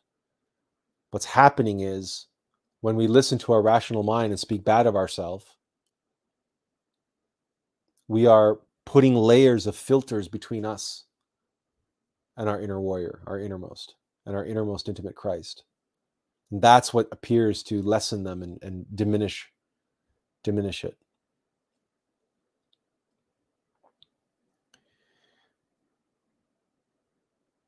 And beating ourselves up, there's a fine line between being severe on ourselves and beating ourselves up. Just as there's a fine line, everything is a fine line. Everything is a fine line. And we experienced this just recently in relation to diet. And we realized that we were starving ourselves. And we found this out the hard way. Because of course, all the media and everything is always, pumping this into your head, no sugar, no this, no that, no, carbs are bad and this and liver disease and all kinds of, and plus in our case, we looked in the mirror and, we've always had, since we were a little kid, we've never really lost this baby fat around our midsection. So as an adult, it doesn't look like baby fat around your midsection. It just looks like, a paunch, belly fat, which is, what men tend to have. So when we looked in the mirror we would see plenty of fat still on our body. We're not fat, but it's it's enough. We don't have a flat stomach or a washboard ab or anything, right? So we've got, so we're like, the visual cues and the rational mind was saying, look, you're you're actually quite, you've got probably quite a high body fat percentage.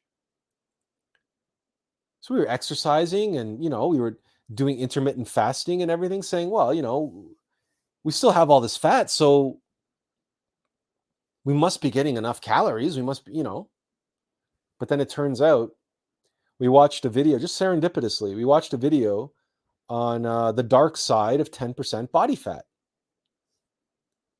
I said, the dark side of 10% body fat. We're not at 10% body fat.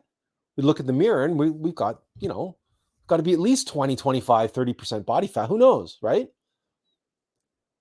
But it's not 10%. But we watched this video. And they're talking about all these symptoms. And how trying to maintain 10% body fat, your body's going to do this, your body's going to do that. You're going to have like ridiculous cravings. You're going to go running out and binging on stuff. You're not going to be able to sleep. And it's like, yeah, some nights we only sleep 3 hours. Some nights we only sleep 2 hours. And once a week or once every couple of weeks, we have to go to the grocery store and buy a 1.5 liter tub of ice cream and eat the whole thing in one sitting. And we had been doing this for years, by the way, where our sleep had been going up and down. And sometimes our sleep was as low as, 2 hours, 3 hours a night. But we always had this thing of binging, and especially on things like ice cream or Doritos or something like that, we'd get this insatiable, unbelievable urge, and we'd have to run out and we would eat an entire tub of ice cream in one sitting. And we said, well, this is why we've never been able to lose this belly fat, right? Because we were always binging and we're always, it's this damn Hungarian culture of this food and everything else. We always have this too tasty food in the house. We probably eat too much and blah, blah, blah, and this and that. Always beating ourselves up. Always saying it's because we have no willpower, because, we like food too much. We're addicted to food. We're addicted to sugar. We're addicted to fat. We're addicted to ice cream. We're addicted to Doritos. You name it. Every time this happened, we would be beating ourselves up and beating ourselves up and beating ourselves up. Oh, you call yourself a Gnostic? You call yourself a master? It's all about telema. It's all about willpower. What the hell kind of willpower do you have? You can run out and you eat an entire tub of ice cream. What the hell? No wonder you can't lose this belly fat. Well, finally, after years of torturing ourselves with this kind of mental game, we watched this video and we realized that all of these symptoms that we had was because we were starving ourselves. What came into our mind was our poor, dearly departed mother, who used to tell us, son, I was never thin.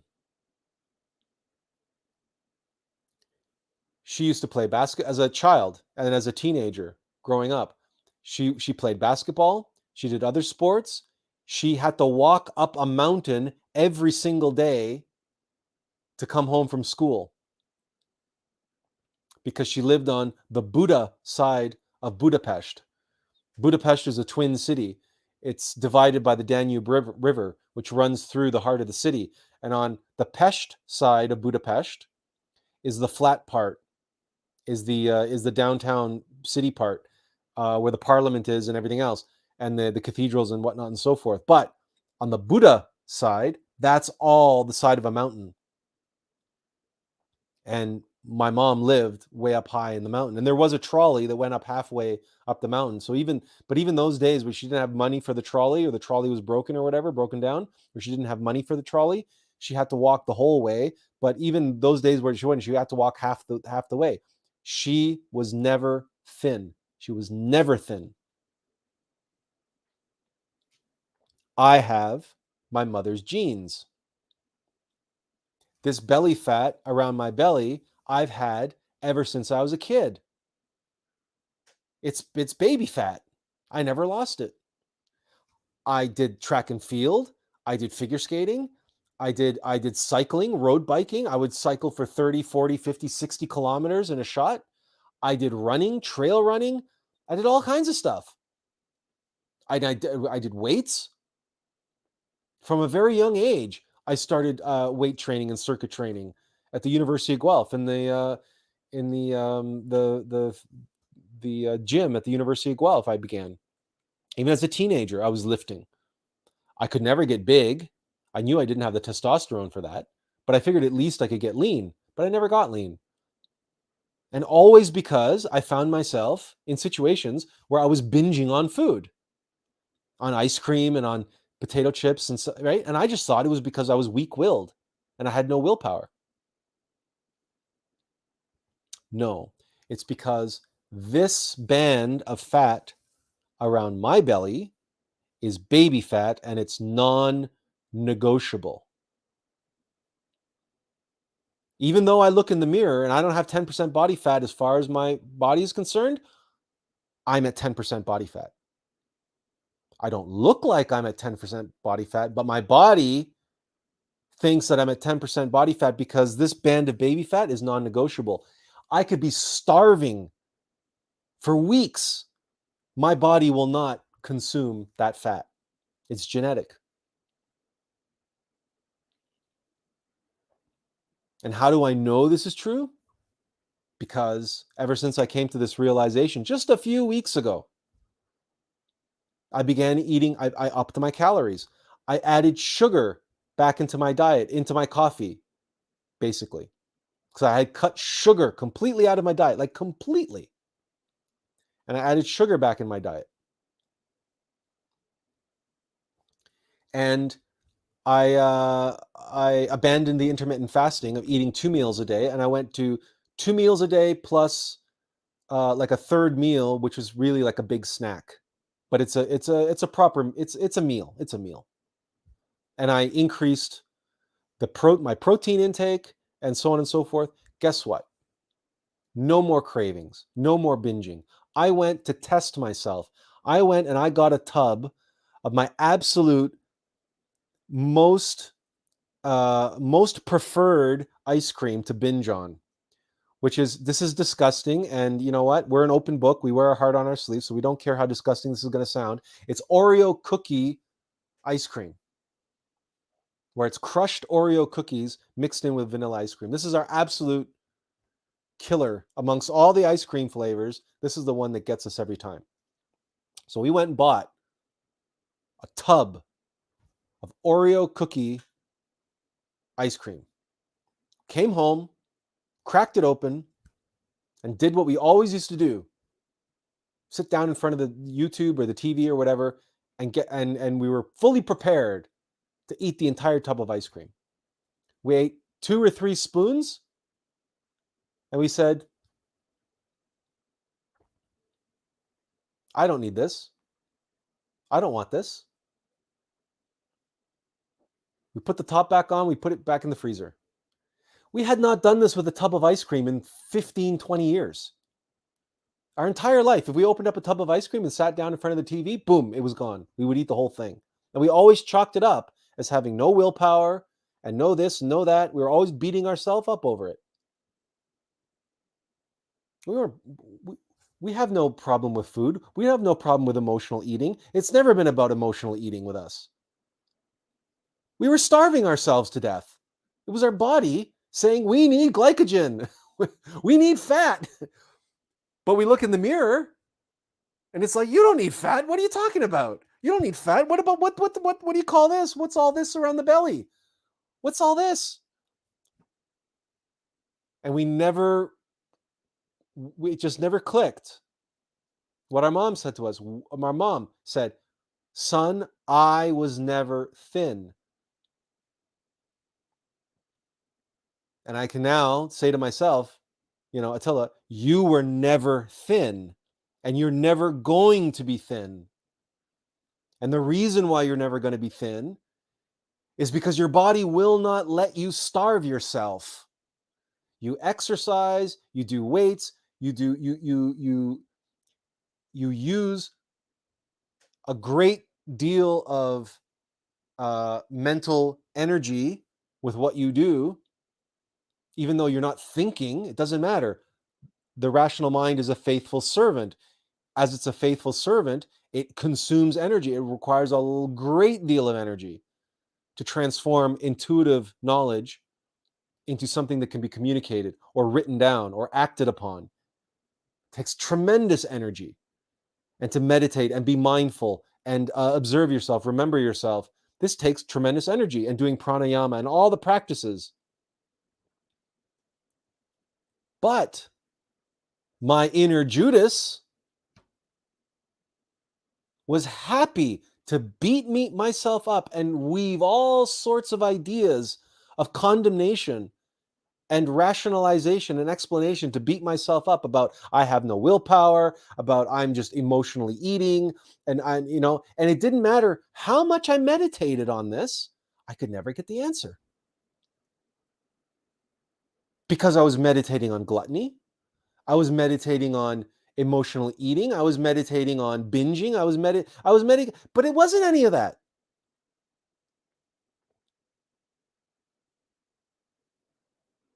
And finally, it just all came together and clicked, and clearly this was part of my journey. This was part of my suffering. This was part of my process, was to live with this and to deal with this and to cope with this and to finally the answer arrived. And serendipitously, that particular week, not only it was my entire YouTube feed, algorithm or no algorithm, serendipitously, my entire YouTube feed was filled with videos about the dark side of 10% body fat and about the importance of genetics and how we look, and how all these, like, you see these fitness influencers or people on the cover of magazines with their washboard abs, if we're guys, or even with girls, right? Even with women, either this body sculpting or these huge guys, Arnold Schwarzenegger and these bodybuilders and whatever. Genetics plays such a huge role in all of that that it is completely unrealistic for everybody to think that they can look like that or they should look like that. It is an atrocious lie that is spread. And if we're not careful, like I wasn't careful, I was duped by my inner Judas, which said, oh, you don't look like that. You can't get rid of this belly fat. Oh, you're lazy, you're this, you're that, you're binging, you emotional eating, you're addicted to this, addicted to that. All of these things, right? Blaming me and beating myself up. Meanwhile, all I was doing was listening to my body. I was acting on my innermost Christ. I was eating that ice cream because I was being told to eat it. You have to eat this, you idiot. You're starving yourself to death. But my inner Judas, the entire time I was eating that ice cream, was feeling guilty, was making me feel guilty about it.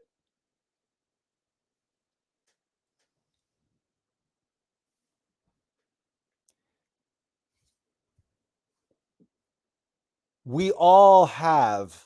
This is how clever and insidious our egos, our demons, our Judas is, who betrays our innermost Christ. We all have experiences of that. As Aziel says, here it is the exact opposite. I can eat crazy amounts without gaining a single pound and no real shame attached. Okay, well, there you go. They see, so for you, it's not an issue, right? But we dare say, not to try to impose any shame on you, it would be worthwhile for you to listen to a fellow by the name of Dr. Robert Lustig. He's a foremost um,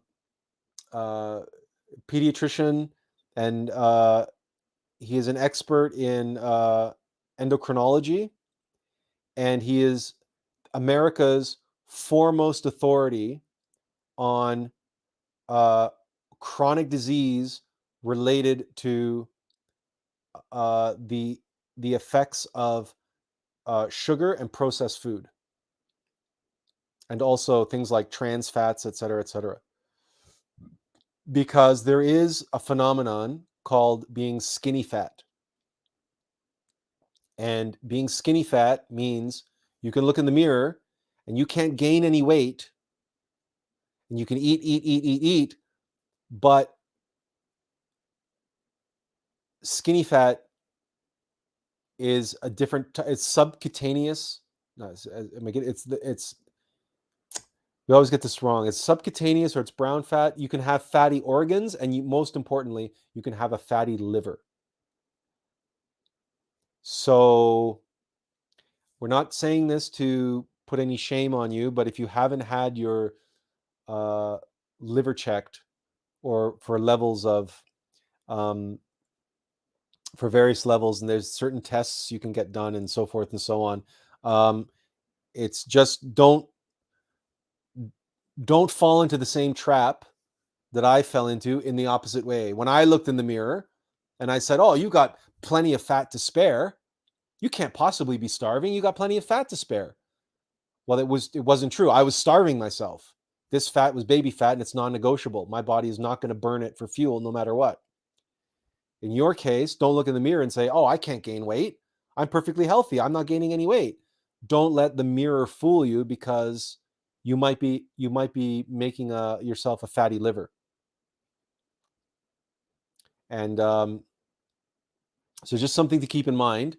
And it's Robert Lustig is the fellow's name. His YouTube videos are all over YouTube, and he does PowerPoint presentations. He explains all the science, the endocrinology of it, and the process by which sugar and processed foods and excessive amounts of fructose as well, not just glucose, not just sucrose and glucose, but fructose, and how it leads to fatty liver disease and much, if not most, of the chronic diseases that people face nowadays. Eduardo Valdez says, "At least it's not Crunchy Frog." I guess that was in reference to my Oreo ice cream. The thing is, I haven't eaten ice cream since. I haven't had a desire to eat ice cream, and I went and I bought a tub of ice cream, and I had 3 spoons of it, and I put it back in the freezer. I haven't eaten it. I haven't touched it since.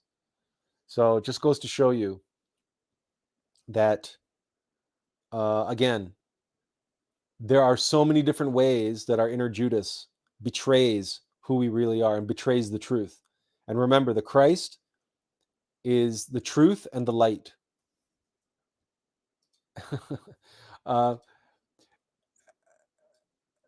As Aziel says, yeah, the problem with my Judas stays in the hidden on many levels, and that is Christmas for my Judas.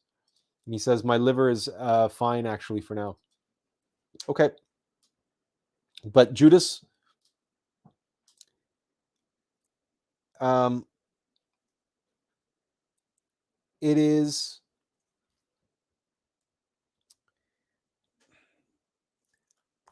let's come back to, because we've given some examples, and personal examples as well, which might not seem like a big deal, but they're worthwhile noting, if for no other reason, that you see the great breadth and scope by which our inner adversary creates obstacles and opposition to our progress, and all the different ways in which the rational mind is used as a weapon against our innermost and our Christ. And that weapon is so convincing. Its modus operandi, after all, is rationalism. And we've all been born and bred and brought up to be rational human beings, to be logical, to think things through, to think, goddammit. Think before you speak. Work it out. Work out the details. Sort out the pros and cons. Draw a Venn diagram. Draw this diagram. Draw that diagram. Work it all out. It's a puzzle. You need to figure it out. And be rational. Be logical. Be all these things that the rational mind is supposed to be. So then the rational mind comes along and says, hey, guess what? Here I am helping you be rational. Here I am helping you be logical. Here I am. I've figured it all out for you. It must be this. You must do that.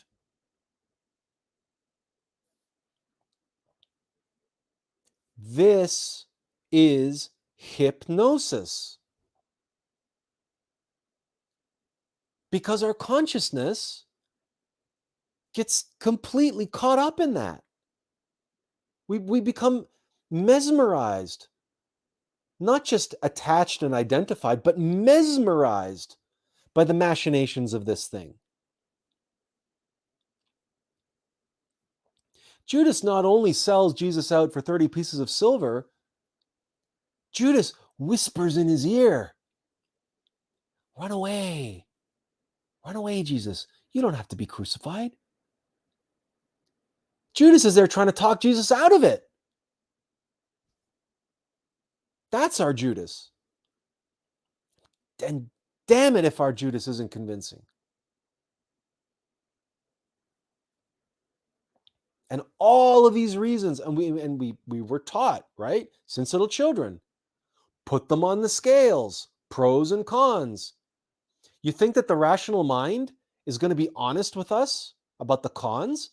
No, it's pros, pros, pros, pros, pros, pros, pros. The con is, what are you going to do? Bet your life on some pipe dream? Bet your life on some crazy vision or some crazy dream or some crazy passion you have? What the hell? Don't be stupid. Go out, get a job, get a life, get a career, and then maybe you can do something. Maybe you can follow that passion as a hobby. Christ is not a hobby. Anybody who's walking the path of the Bodhisattva will tell you that. Nobody walks the path of the Bodhisattva as a hobby. Your passion, your life's work is not a hobby. It's not a pastime. It's not something you do on the weekend to chill out and relax and unplug. It is something which completely envelops you and engulfs you and drives your every waking moment of your life. Because the Christ, if you feel it in that way, wants to express itself in the world through you, his vessel and his servant, to whatever level that is appropriate for you at your given level.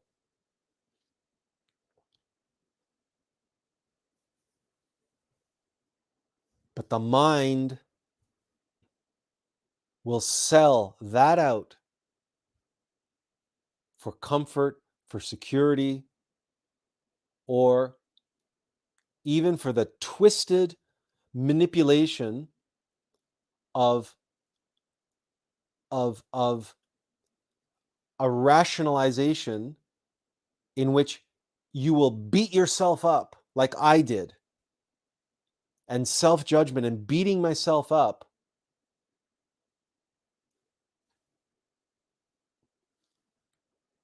because in the beating myself up, I guess through that was fear and control, but at least that gave me a sense of at least I know what I'm doing is wrong or something. It's hard to actually wrap your head around that one. But a lot of people, they become obsessed with self-sabotage. They become identified with self-sabotage because it's a strange kind of victim mentality sort of thing. But self-sabotage is also an out. It's also an escape. Because remember, fear is the greatest ego that a bodhisattva has to overcome. Because to follow the path of the bodhisattva, to follow your innermost intimate Christ, means to suffer the slings and arrows of outrageous fortune. That doesn't sound very comfortable. That doesn't sound very pleasant. And fear is there to avoid all such unpleasant experiences, all to avoid suffering. That's what fear does. It wants to avoid suffering. And it does that, ironically, by making us suffer. And it'll give us a different kind of suffering, like self-sabotage. And self-sabotage is a way for us to avoid the bigger suffering by giving us small, periodical, little mini sufferings that we can manage, and then we can build up again and then fall and build up and fall and go on this little crazy merry-go-round, this little circle of suffering. But it's familiar and it's rational and it makes sense. And it's something that we can explain to other people. Well, I tried really hard. I did this, but but then this happened, and well, I fell off the wagon. Or, any number of things where we're talking about self-sabotage. And we will choose a life of self-sabotage instead of suffering the slings and arrows of outrageous fortune and being. Judas, we cannot be naive, and we cannot be trapped in our kindergarten level understanding of what Judas is and Judas inside of us. And remember, the esoteric truth about Judas is that Judas sells Jesus out for 30 pieces of silver so that he can suffer, be crucified, die, and be born again as the Christ. Judas was the greatest of the apostles. Jesus needed Judas to sell him out,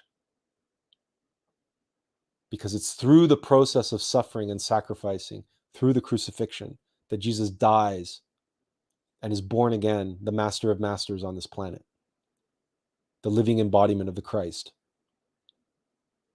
Now, comprehend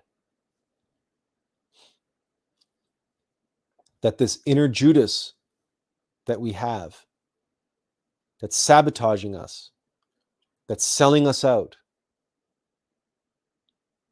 comprehend that the suffering that we endure because of that at his hands, if we utilize it, if we learn from it, if we observe ourselves, if we transform and transmute that suffering, the lead of that suffering, into the gold of gnosis, of self-evident experiential knowledge, of learning, we learn from our mistakes.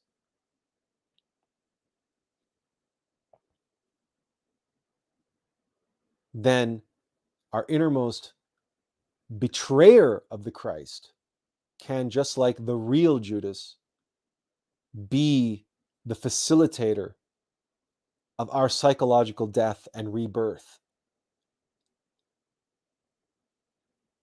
This is very subtle. This is very subtle. But Judas shows us the way. He shows us the path.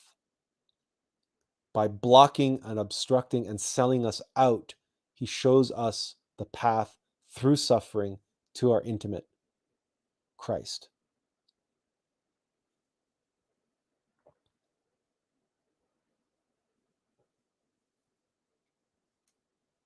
It is all about self-knowledge. To know yourself, to know your inner Judas. How does he sell you out? Why does he sell you out in that way? And what can you learn, not in the rational mind, but consciously? What can you gain? What can you glean? How can you grow? And how can you die?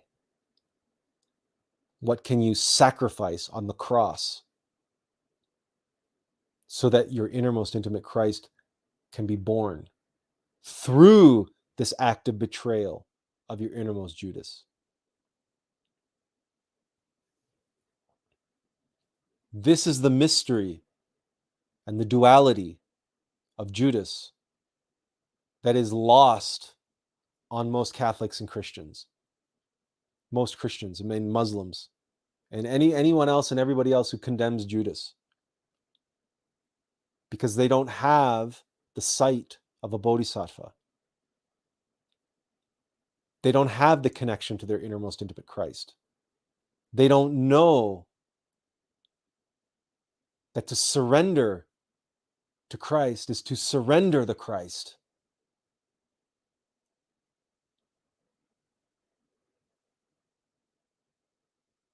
Christ must be betrayed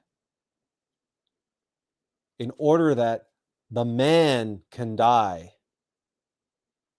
and the Christ can be born and take his place.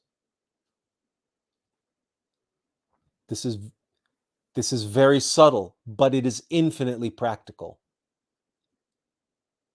Surrender is one thing.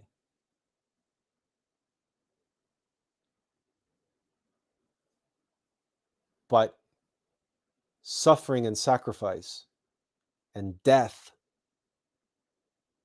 trump surrender.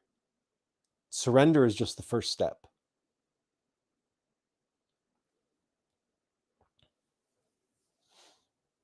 And no matter how advanced or how far along or how whatever you are or you think you are, take our advice, learn from our experience of our 40 years of suffering with this body image,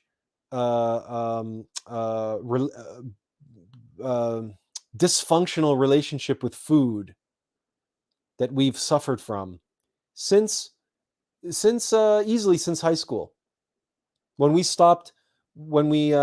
finished puberty, when we were finished our growth spurt, and we knew that this is as tall as we're going to be, and we're not getting any taller. But we look in the mirror and we're saying, well, you know what? We can't stand to, we're not going to get any taller, but we can stand to be a little bit thinner. Because we look in the mirror and we're like, you know, we already had a beer gut at 16. And for 35 years, we've been living in that hellish psychological torment of where we have found ourselves binging on ice cream and Doritos and potato chips and all kinds of stuff, because we looked in the mirror and we said, well, we're not thin.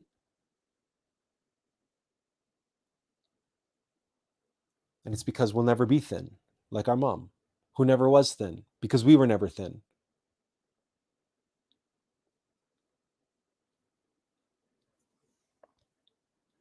And how through suffering through that torment, this whole aspect of us has to die. This aspect about like this identification with the body and the judging of ourselves and the beating ourselves up over it and the judging of our eating behavior as binging and lacking willpower and everything else.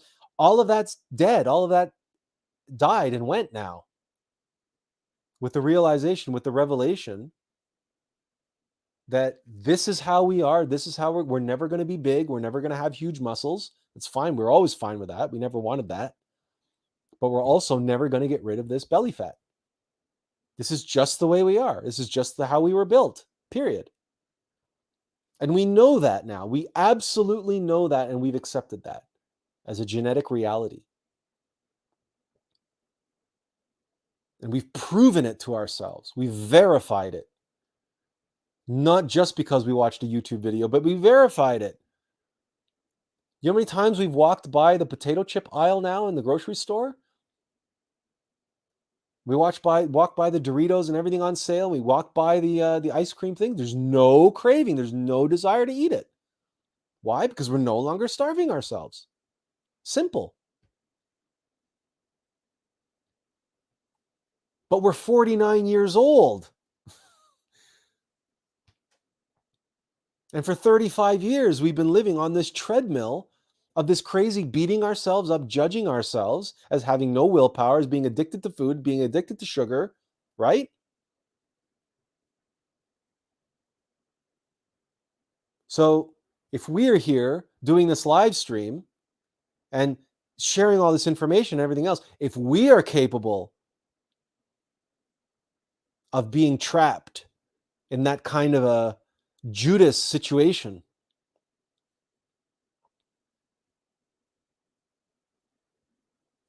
take some time. Be kind to yourself. Observe yourself. Expand, pray, meditate, ask for guidance, ask to be shown. Hey, am I in, like any sort of negative thing that you've, maybe towards yourself or others or whatever? Us hopefully sharing this with you gives you some perspective to say, okay, well, is there any self-talk or anything that I've been carrying with me or living with or for a long time, and I'm just assuming it's because A, B, C, X, Y, Z. Maybe not, but at least we hope that in sharing this today and in making this our topic today, we understand, we recognize that Judas is a necessary evil in our life. Just as he was in the life of Jesus, in the self-realization, the death and resurrection of a crucified master. Judas was a necessary evil. And that's not even getting into the other function that Judas served, which was descending into hell with Jesus and saving souls in hell. Because that's the other thing that Judas did. But that's relevant for people on the path of the Bodhisattva. That's not necessarily relevant to you in your life. So that perhaps is a conversation for another day. The point that we wanted to share today was the practical ways by way of case study and the practical, meaningful ways that Judas affects us, and also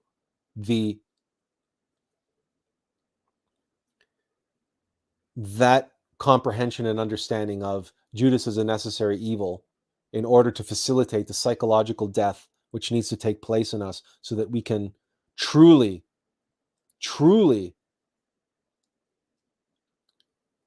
be one with the Christ.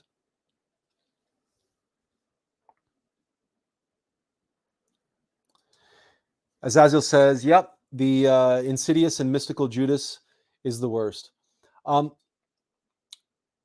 Does anyone have any questions or comments or share something or what have you? We don't think we'll go to 3 or 4 hours today. We've been at two and a half hours. I think that's plenty time. We think we've covered the topic enough and we've shared enough. But if anybody wants to share, you can feel free to share. And we shared the link earlier. So if you want to come on and share, you don't have to type everything out if you don't want to. But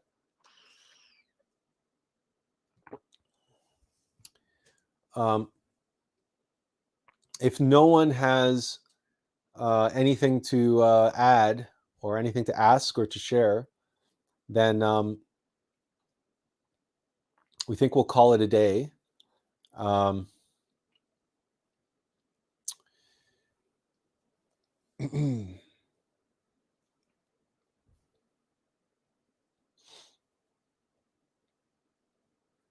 It would be nice if we could see when people were typing, but of course we don't have that functionality with StreamYard. So if somebody's typing something, we can't see that you're typing it. So we'll try to give people some time if they want to make a comment or share or ask something before we go. We're still working on our video. Oh, there's Benjamin says, there is a parallel between the story of Joseph and Jesus, because Joseph was betrayed by Judah for 20 pieces of silver. We're not that familiar with that story, but we'll take your word for it. And he says, but Jesus was betrayed by Judas for 30 pieces of silver. Yes. The 30 pieces of silver can be seen as symbolic, because Judas betrays us in our mind, and our heart, and our body. Those are our three brains. So just like the three witches in Macbeth, or the three Furies, many times the villains, the adversary in mythology comes in threes. Not always, but there's also the three. Was it in the Iliad? I think it's the Iliad. The heroes get tempted by. Is it three mermaids? Is it three mermaids? Anyway, so the 30 pieces of silver can relate to that. But if in the Old Testament, the story of Joseph betrayed by Judah for 20 pieces, that may relate to something else. Erwin says, thanks for the great discussion. And Benjamin says, and both traitors were necessary in order to accomplish the divine plan. Yes, that's the point. But it's important to emphasize and clarify, because people often like to point out, they like to make the mistake, the rationalization that, hey, listen, if we need our egos to grow, then what's all this talk of eliminating the ego? We need our egos. We need them to grow. You said that yourself. What's the point of getting rid of our innermost Judas? Well, we need our Judas to grow. So if we get rid of our innermost Judas, we can't grow. But that's just stupid. That's cyclical argument, because you grow by overcoming your inner Judas. You grow through the suffering that he creates and the psychological death that occurs when you realize the cause of your suffering.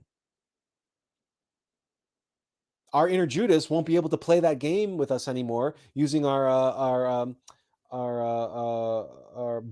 body shaming us and shaming us with with our relationship with food. He's not going to be able to get us that way anymore. We've overcome that. We've suffered through it, but now we've overcome that. So our inner Judas is not going to be able to play that game with us anymore. That aspect of fear, the demon is not going to be able to mess with us like that anymore. So we've overcome that. And we've eliminated that. Right? It's like when you play chess and you say, well, you need an opponent to play chess. How else can you play chess? Okay, you need an opponent, but you still have to take the pieces on the board. You have to defeat your opponent. You defeat your opponent by eliminating his pieces. That's how you play chess. That's how you play checkers. That's how you play any game. So you can't turn around and say, oh, but I can't take my opponent's pieces, because if I take my opponent's pieces, I won't have anybody to play with. This is a cyclical, stupid cyclical argument. It's pure ignorance. It's pure hypnosis. But do you know how many people we encounter online, on Facebook, who use this argument? So let's not make that mistake. Let's not fall into that trap of that rationalization, that subjective logic of ego mind. Yeah, the traitor is necessary to be conquered. The traitor is necessary for us to die and be born again. And what we're dying and what dies with us is the traitor.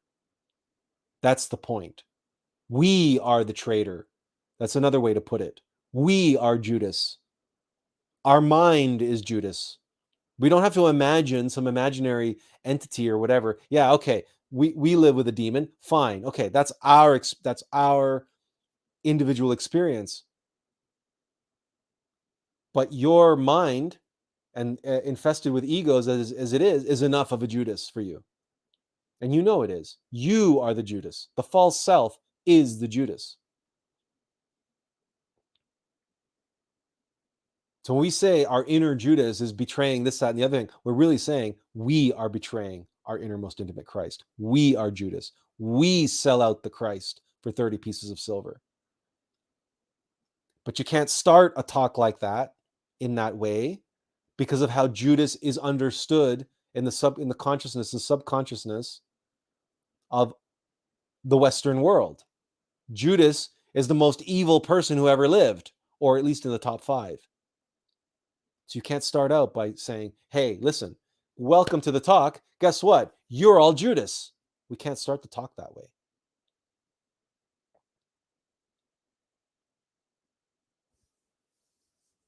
But that's the truth. That's the hard truth. We have our innermost intimate Christ, and then we have this false self, this I we identify with. And this rational mind that is supposed to be, as Einstein said, a faithful servant. But instead, we live in a world and we drink its Kool-Aid that tells us to forget our innermost intimate Christ and instead honor the servant, honor ourselves, honor the I, and honor whatever the I throws us as being important and being as it is, like we did for 35 years believing. Okay, and how insidious is that? Because even, on you listen to Gnostic radio or the any of the lectures on glorian.org, or read any of the books by Master Samael, and they talk about telema, which is willpower.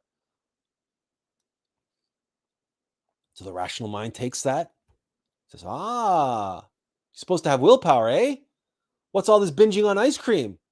You willpowerless, addicted, gluttonous schlep.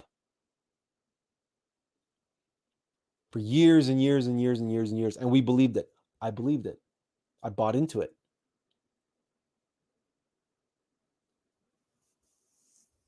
So let's be clear about what we're dealing with. And let's comprehend how important and how insidious and how clever and how subtle, and that our inner Judas, the rational mind, and our egos will present themselves to us like with the same tone and timbre and sound and vocabulary as Master Samael.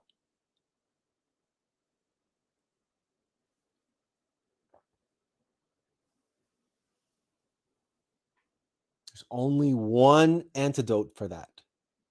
There's only one way to combat that, and that is the intuitive mind, the still soft voice, the intuition, the innermost, the guidance from within, which doesn't use words. Our innermost doesn't sound like Samael on Wayor.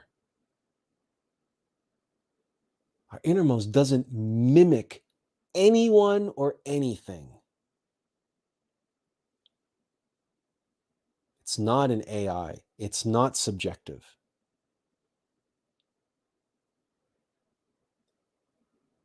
So observe yourself, observe your mind, observe your emotions, observe your sensations, and know them to be what they are: subjective, insidious vehicles that are used by your inner Judas to betray your innermost intimate Christ.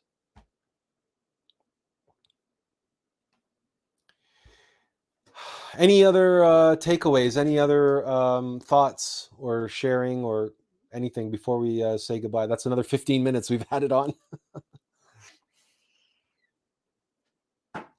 It always happens this way. 2.5 hours comes by, and the next thing you know, it's 3 hours. Next thing you know, it's 4 hours. But let's call it a day, shall we? If anyone has anything else to share, please do. Otherwise, we hope to see you again next week. And in the meantime, be well and observe yourself. Be kind to yourself. If you have a tendency to be hard on yourself, try being kind and gentle on yourself this week. And if you have a tendency to be laxed and kind of casual about itself, try something different this week. Try to look at yourself with a more penetrating eye of severity. But whatever psychological songs are playing on the soundtrack of your mind, on the soundtrack of your life, after today, we hope that you can spend some time listening to those soundtracks, listening to those psychological songs, and spend some time in meditation and penetrate into them and use our example, use our suffering, learn from our suffering, because that's what we're here for. We're here to suffer for your benefit. So take advantage of that. Take advantage of this gift, if nothing else. Thank you so much for being here. We'll hope to see you again next week. To all, we got to get this into frame. Inferential peace. And and we'll see you next week. Take care.